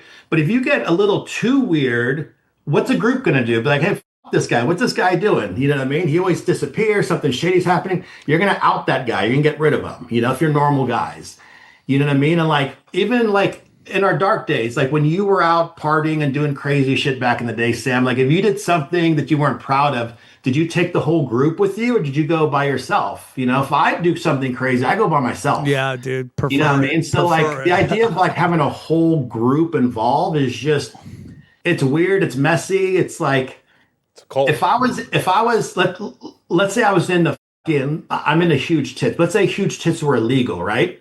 And somebody was like, bro, we have a huge tits club. You should join it. I'm going to be like, bro, the feds are probably running that shit. I'm not getting involved in the huge tits club. I'm going to go play with huge tits by myself on the DL. I'm not going to the island with huge tits. I'm going to do it by myself. If you're smart. Right. You know what I mean? Like as soon as it's a big organized group doing it, I'm being set up for that. So you say know? the Order of the Jesters is a powerful group? Yeah. Yeah. It's a club within the shrine. Okay. Yeah, there's usually it's the most wealthiest guys in Freemasonry are in the Jesters. Well, now are there groups within that maybe have like darker like motives like that? I feel like you've maybe been talking about Freemasonry in general. Are there? There's nothing that we do in Freemasonry. I mean, there's dark stuff like where you'll see like when you become like a Knights Templar, it's basically like a re-resurrection type of thing, you know, talking about like let's say you were outside of your body and you were watching yourself live. You go from being born all the way to dying, and then you have your skeleton and stuff like that. You might see skeletons on the table and candles and be like, what the f- are these guys doing? But what those skeletons and stuff are is the symbolism of your life from the beginning, and then you come at the very end. But if you came in the middle and you were like a strong 30-year-old, no one's going to think that's weird. But as soon as there's bones involved and candles involved, that gets really f***ing weird, right? Well, we're all going to become bones one day. So I why don't is that? even mean the ritual. I mean more of their how they interact with society. You know, like what their goals are. I mean, if somebody had a lot of power in society, I would want to join that group. Okay. You know what I mean? Good luck getting anybody. It's so hard to have influence over other people. Everybody wants to have it, but it's, you know how hard it is to do that. No, you know how many billions of dollars like the president has to spend just to get you to go vote for something. You know, imagine getting you to leave your moral character or your moral fortitude or whatever it might be. And let's say let's go completely dark and opposite. I have to think through this. But let's say my goal was to get you and Sam to join us and I don't know what, repent against your family and worship a fucking God and do all that sort of stuff. What's the benefit to you? And what's the benefit to us? And what's the benefit to anybody? You know what I mean? You can pray on the Bible and you can pray on the fucking to the devil and you'll probably get the same fucking result, in my opinion. Interesting, dude. I have to ask you, I'm getting a lot of things about Mason ritual abuse. Have you heard of that? What is it? Mason ritual abuse. Oh, like maybe like satanic stuff or something like that, where it's like dark. Maybe this jester group does like dark shit. No, bro. It's a lot of like hazing and shit like that. So think college hazing. You know what I mean? You have to God, I don't even know. What do you do in college? You have to like drink a fucking beer and run down the hallway in like a diaper, in like a chicken fucking costume. You know what I mean? Like, it's. I can tell you some of the darkest shit I've seen has been guys like losing at fantasy football. You know, they have to wear a fucking dress and go stand on the fucking corner and say, I suck at fantasy football. We did that with Jason Tebow. He had to walk as a trans hooker down Santa Monica. Yeah. Like if we played fantasy football and I lost and I was in fucking tights and a fucking, I don't even know what the fuck this shit's called, like lingerie on the corner, and if Freemasonry was involved, it'd be the weirdest thing ever. But if it's like, oh, bro, the guy lost at fantasy football, everybody gets that. They're like, oh, what a fucking loser. Yeah, I gotcha. So we do a lot of funny shit, you know, but dude, you want to see dark gay shit? Come to jiu-jitsu, bro. I'll fucking hold you down, grab your fucking dick, sweat in your mouth. You know what I mean? Oh, shit. We do That's way why gayer, I love it. That's why I love we it. do way gayer shit in jiu-jitsu than we ever do in Freemasonry. Freemasonry. But here's the thing. Yeah. Anyone listening to this who isn't like a felon can join Freemasonry, or you could just go explore it. Hit up your local lodge. Don't be a fucking weirdo either. If you go down there and you're weird, they're going to fucking shoo you off. But if you're genuinely curious, same thing I was just like the other, well, I was probably a little bit more normal than some of your listeners, Sam, but some of your guys are great. You have good listeners. You got some fucking wackos. But if you just message a lodge, go down there, tell me you want to check it out, you're interested in joining, you'll see like the whole journey. You know, and some of these dudes are old school. They might not even respond to the email. You just have to go down there in person. Is there an age limit? 21. I mean, meaning, can you be too old to join Freemasonry? No, bro, we got some old guys. But is it weird to be, you mentioned that the lower level guys are like parking cars and shit. Do you want to be a 52-year-old guy parking cars for? Luckily, I'm 53, and I know you're not talking about It depends what lodge you are. You're probably, those lodges aren't going to be as cool as our lodge. They're not going to do shit like that. You know, our lodge is cool. It's funny. It's kind of hip. You know, we do cool shit. You want to hang out with us? You got to fucking earn it. I had to earn it. You know what I mean? I had to clean the kitchen. Same and do thing shit with like you. that. But you were kind of age appropriate. You know what I mean? Like if Sam wants to. That's true. You want to join the Navy SEALs? You got to eat a lot of fucking sand. You know, anything you want to be a comic? You got to fucking be on the road and take the Greyhound and fucking, eat at Denny's every night for how many years, Sam? Yeah. All the time. You know what I mean? Yeah. Yeah. Anything you want to join? Do that though? Like there are older guys that are doing like, paying. Say that again. I'm sorry. Are there older guys that actually are doing that kind of paying their dues thing? Does that happen? There's sometimes, but sometimes guys will become Masons when they're young and they'll just be uninvolved for, they got live kids. They call it a cable tow. So your cable tow kind of pulls you away from Freemasonry, which, your family and life, if it gets busy, take care of your family first. But they come back after their wife dies or something like that. Their kids, move out of the house and they're back involved, in their 50s or 60s or 70s. So they don't got to go through that initial stuff. But a lot of guys join when they're young and then just stick with it their whole life. So as long as you keep paying your dues, you're good. Even if you don't show up to meetings and stuff. Absolutely, yeah. In jiu-jitsu, they're always like, come at least 2 days a week. How many times you got to go a week to the Freemason Lodge? So if you're going through the initiation process, you should be there all the time because there's so much to learn. But once you're a Master Mason, you don't have any requirements to come. But if you're sent for, you have to show up. Just like the mob. If they send for you, you have to come. So if my lodge sends for me, I got to go. Whatever they need, I have to go. No excuses. A final question. By not showing up, it's a violation. What is Freemasons' take on God?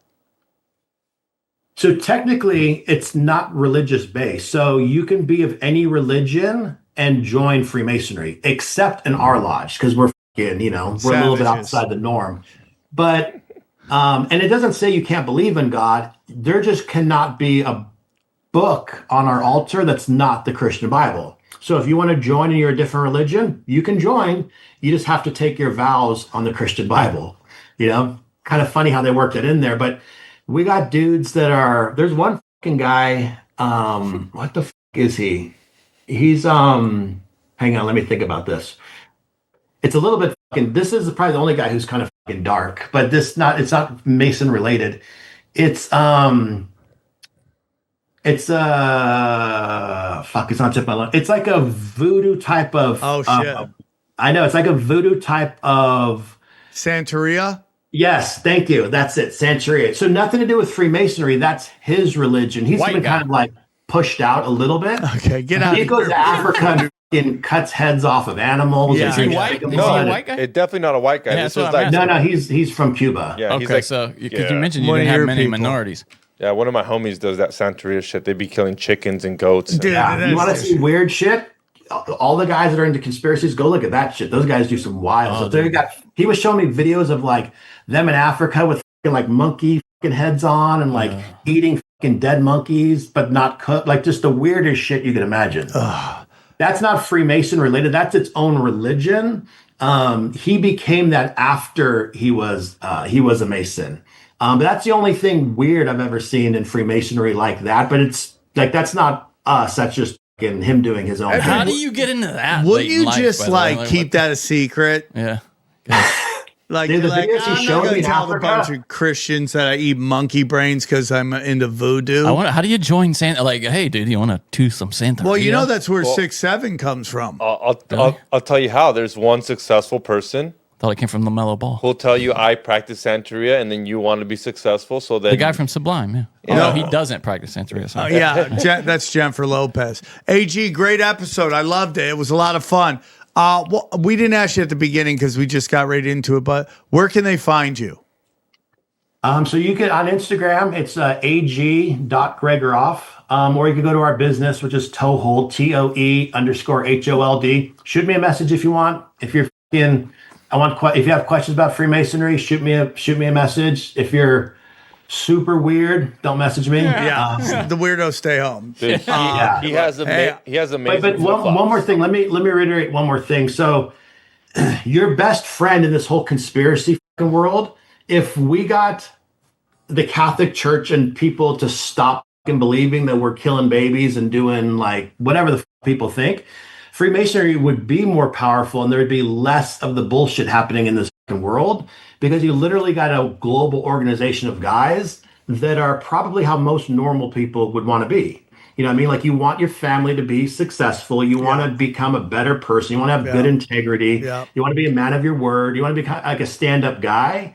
You want that in Freemasonry. That's the backbone of what we are, you know, as a country. And that's why America was founded. That's why the Statue of Liberty was given to Americans by French Freemasons. That's why Washington, D.C. is all structured around Freemasonry. The whole thing was designed by Freemasons for Freemasons, because it's one of the best, you know, things you can do to just become a better person. Okay, you just when you mentioned what DC, I got one last question. So there are a lot of people who think that humans could not possibly have built those structures in the time that they were said to have been built. Now, as Johnny someone who knows a lot about Freemasonry and the things that people were capable of throughout history as Masons, what would you say to that? That those structures. So I've heard stuff like that. I've heard like humans can't build pyramids. I fucking live in Las Vegas, bro. We got a bigger pyramid right down the road. That's way more difficult to build than those rocks. What? We move rocks around all the time. I live 15 minutes from the Hoover Dam. That Hoover Dam's fucking bigger than the pyramids, more concrete. That person might not be able to build something, right? Show me the guy who's really good at building stuff who says we couldn't build a fucking pyramid. Why couldn't we? You know what I mean? Last question. Why couldn't we? What does the G stand for? So it's kind of vague. Most people would say that it stands for God. That's what most people would interpret the G is. It's God. Or the grand architect is like the grand architect of the universe is like the political answer, because maybe you're from a religion that God's not, maybe Buddhists don't believe in God how Christians do. So the grand architect would be, the creator of the universe. Yes. Yeah. All right. Wait up. I got one more question. Well, I know it's. Ask away. I got all. Is anybody an actual Mason? Can anybody actually build a building? Is there anybody in the labs that can sit down and be like, yo, I can build this building? Are there any Freemasons? That gay guy we were talking about earlier, he's an architect, but we have dudes that are actual builders and stuff. Some dudes will practice some stonework just out of curiosity, because we're around so many like stone symbolism and stuff. So some guys will practice it, but I mean, just imagine just sitting there and carving stone all day. That'd be But horrible, were a lot horrible. of the secrets related to that, like construction and stuff? The original secrets. It's all around the building of King Solomon's temple from back in the day. So it's kind of hard to envision how life might have been in olden times. The land you were standing on belonged to somebody else. The food you ate, everything you did belonged to the king. You were there to serve the king, if you will, and to learn like the tenets of being able to build something vast is you had to go through a super long apprenticeship to be able to be in charge. You f up one of those stones, I mean, that's equivalent to like messing up a rocket nowadays, or something, as far as whatever the cutting edge thing at the time was. And when you got good enough and you were like a master mason, you were allowed to travel throughout the land and take on different projects in different lands.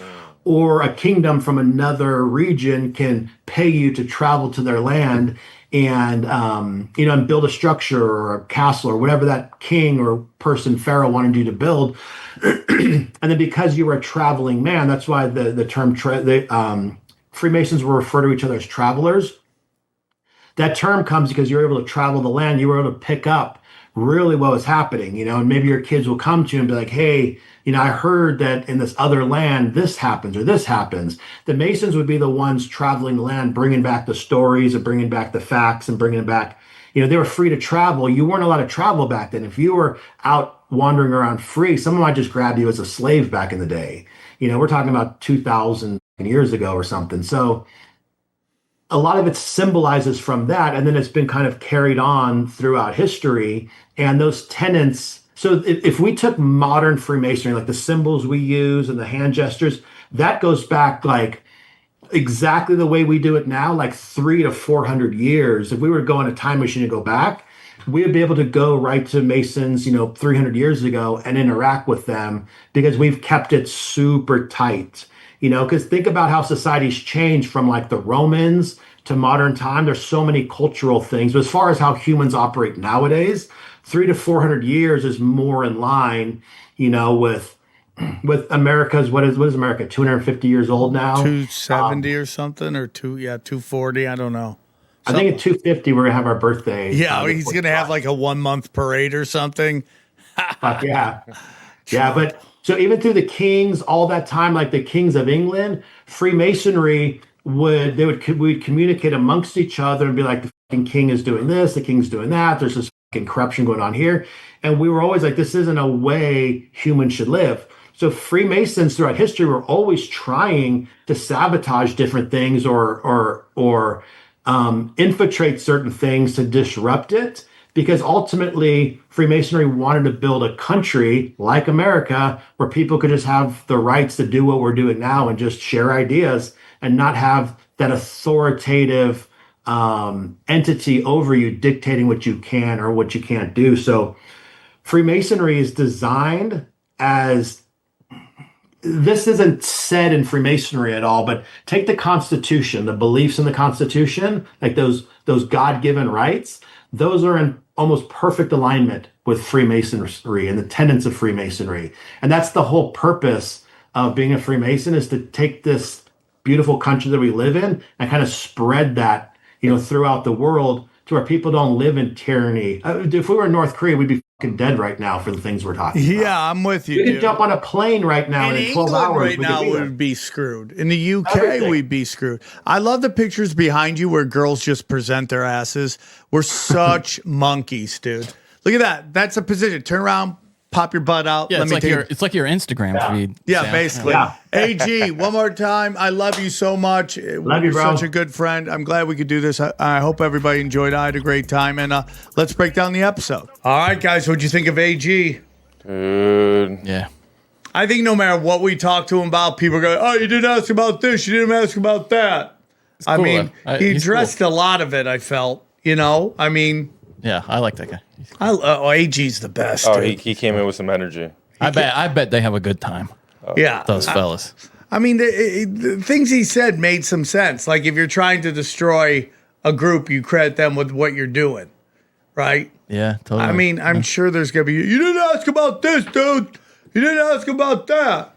What you ask about? I asked all the questions and I referenced all the butt stuff and kitty stuff you brought up. And he's your friend too. Yeah, I mean, like, what do you guys want me to kill him? Hey, go to samtripoli.com. Yeah, he's your friend from all those meetings you guys go to together. Shut up, Johnny.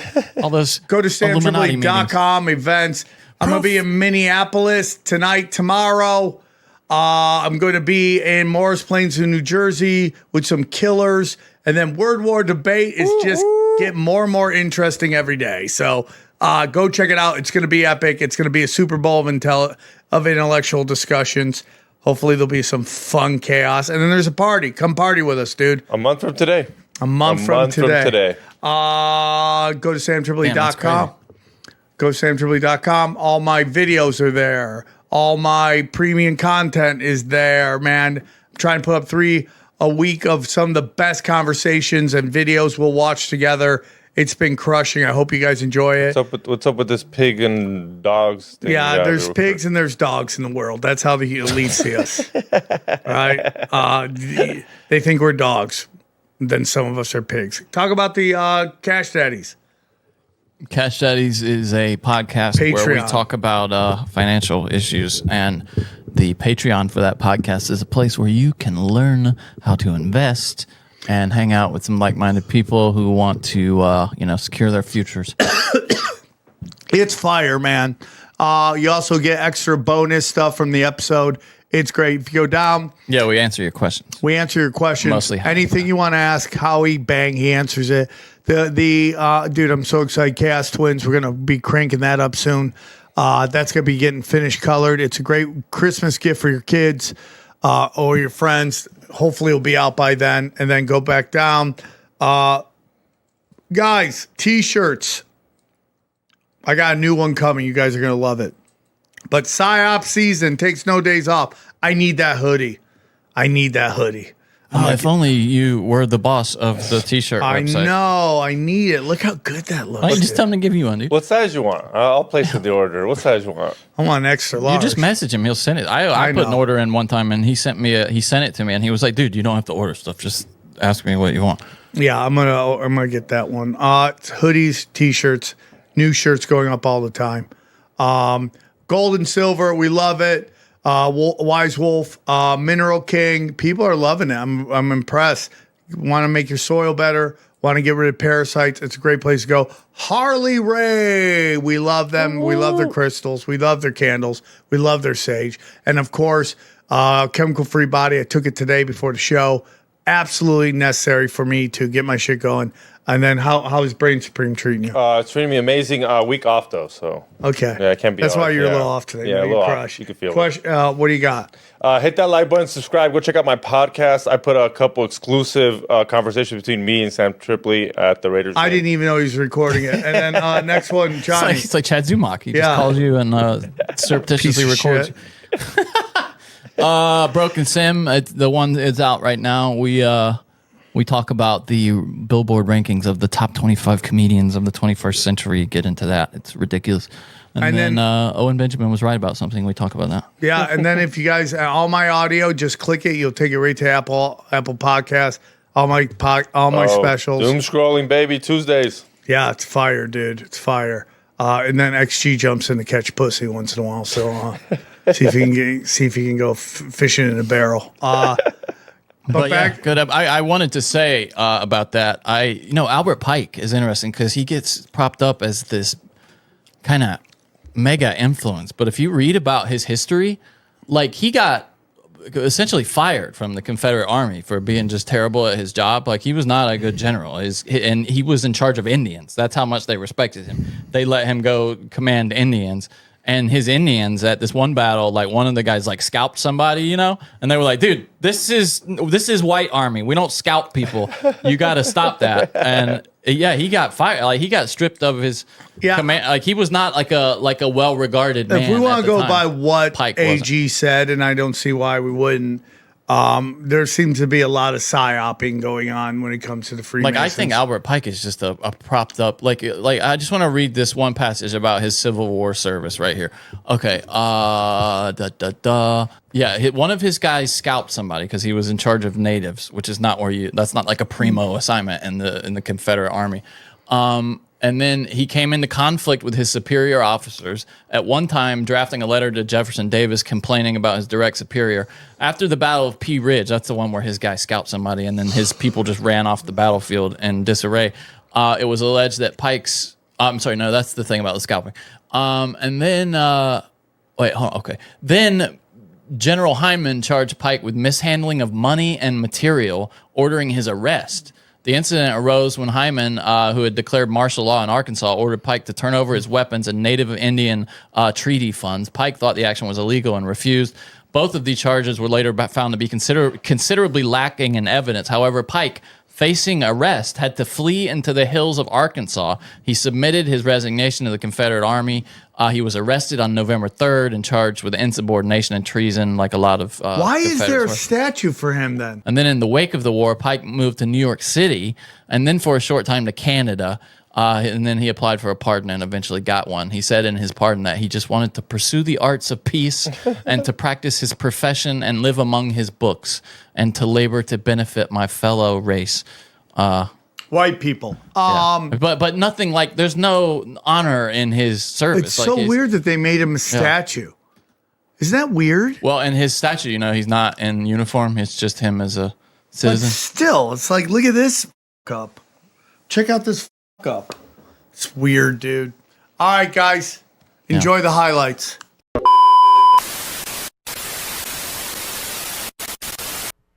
We got a funny cop-filled episode over here, guys, right off the bat.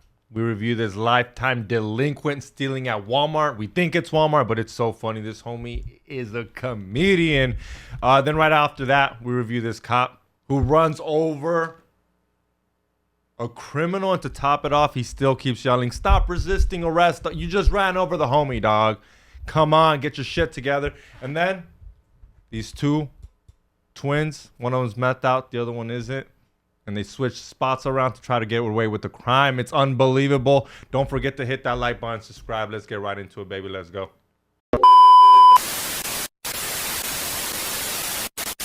Welcome back to the #1 podcast in the world. It's your boy XG Marks the Spot. And like always, I got my #1 producer / graphic designer, Chili Millie.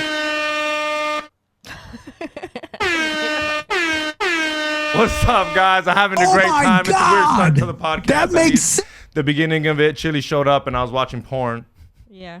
Yeah. You say that like it's the usual, like, yeah. I didn't like trip out that much when well, because I wasn't watching porn. I was doing a deep dive, it was some research, because the homie hit me up with like, yo, you know that homegirl that's been on the pod? And I was like, what about her? And I was like, dude, she's been in porn. And I'm like, no way. So I put on my DJ Will hat on. And I did some investigating. And while Chili was here, I was on masterfap.net. And I guess it's like one of those pages that posts like leaked pictures of OnlyFans chicks, and I found it. Okay, wait. Since you said that, can you find Jessica Alba's daughter's porn on there? Yeah, that was easy to find. You found it? Yeah, that was not and you too watched hard. it? Yeah, she was overage. Yeah. Was it good? It was like that. It was like that. It was like, you've ever seen The Night in Paris or Night of Paris, whatever? I never watched any of the famous ones. Okay, so Night of Paris is Paris Hilton getting, and it was in black. It was like in a night vision camera. Oh, so you can't lame. Okay. Back in the day, still used, jerked off to it, but like it was lame. That's dude. Crazy.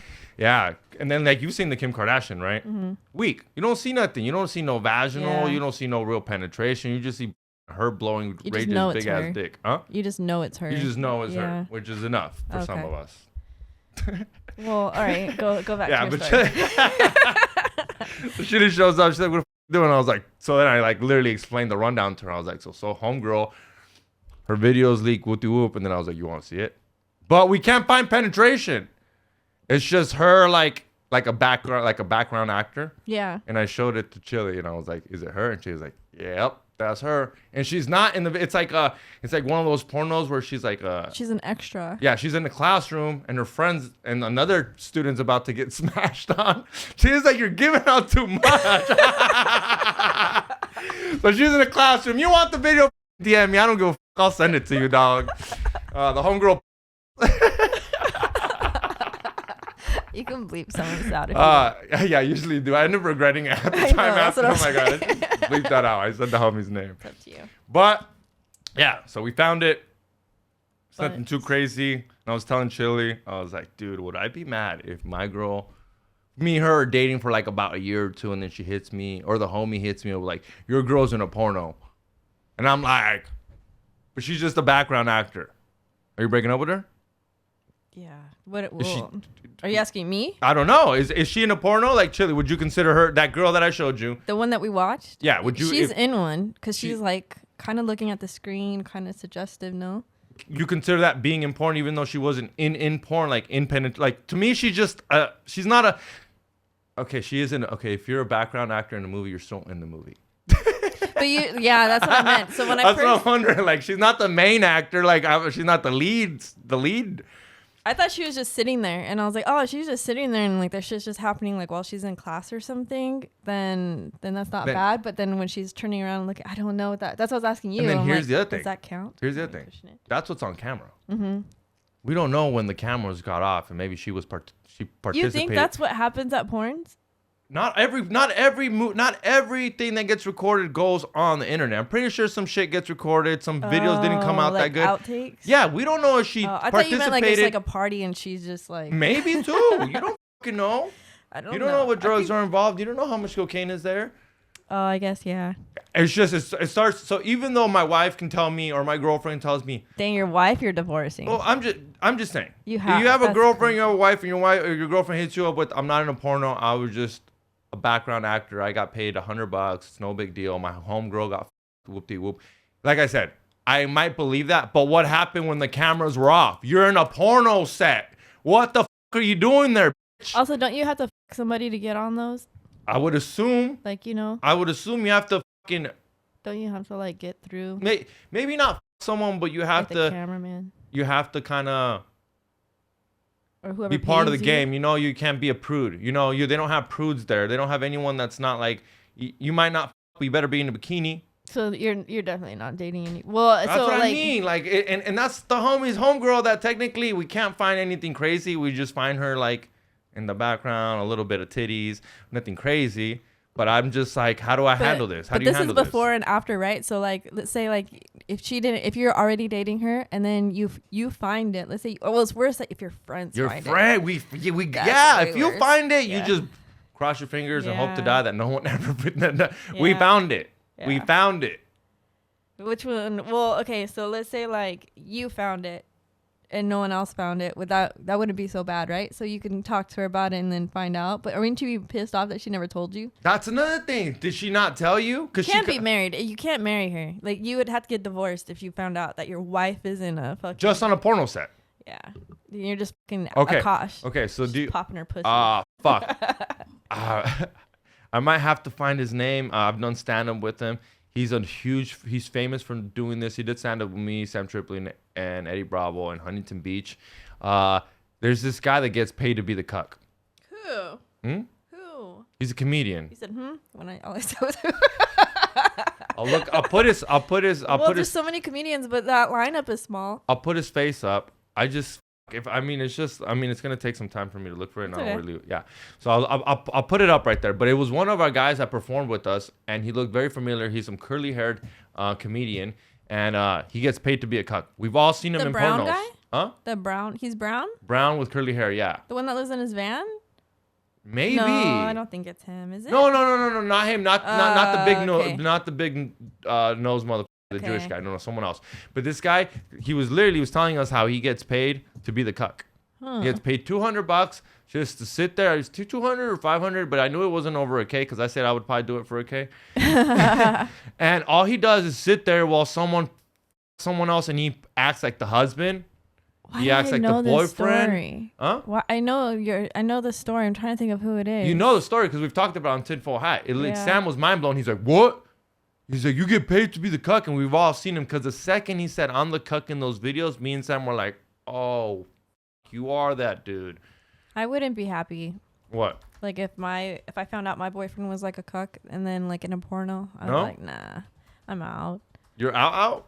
I mean, I wonder how much they get paid to be an extra in a freaking porn. Do you think they get paid good? They must get paid something. Give me what's this fool's name?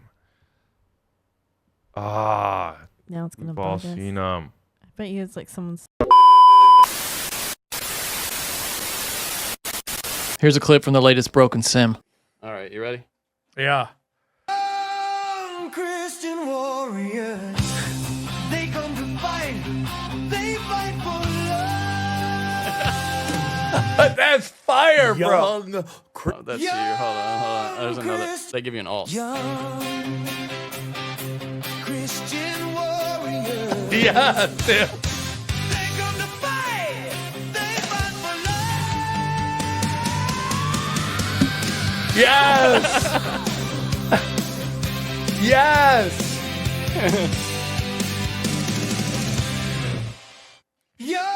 You know what we have to do, Johnny? We have to ask AI to write a power ballad using those lines. Yeah. And then we do the lines into the thing, and we write the greatest rock song of all time. You gotta. I mean, I can send that to it. Or should we do that next time? Like, what? You want to do that right now? Is that what you're saying? It's up to you. Well, I mean, I'll do it. All right.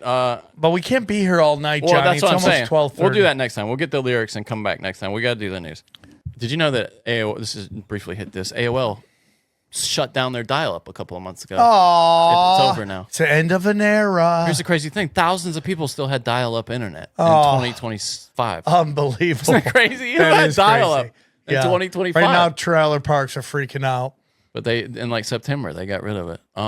The president, who has been a continual disappointment this year, this is just the latest in a series of worrying statements. He released a national security plan. Yeah, Bathhouse Rubio. Yeah. I'm Atra Al-Nashar in Washington. President Trump laying out his national stereo. Bro, she couldn't put more vowels in her name if she tried. Hemisphere.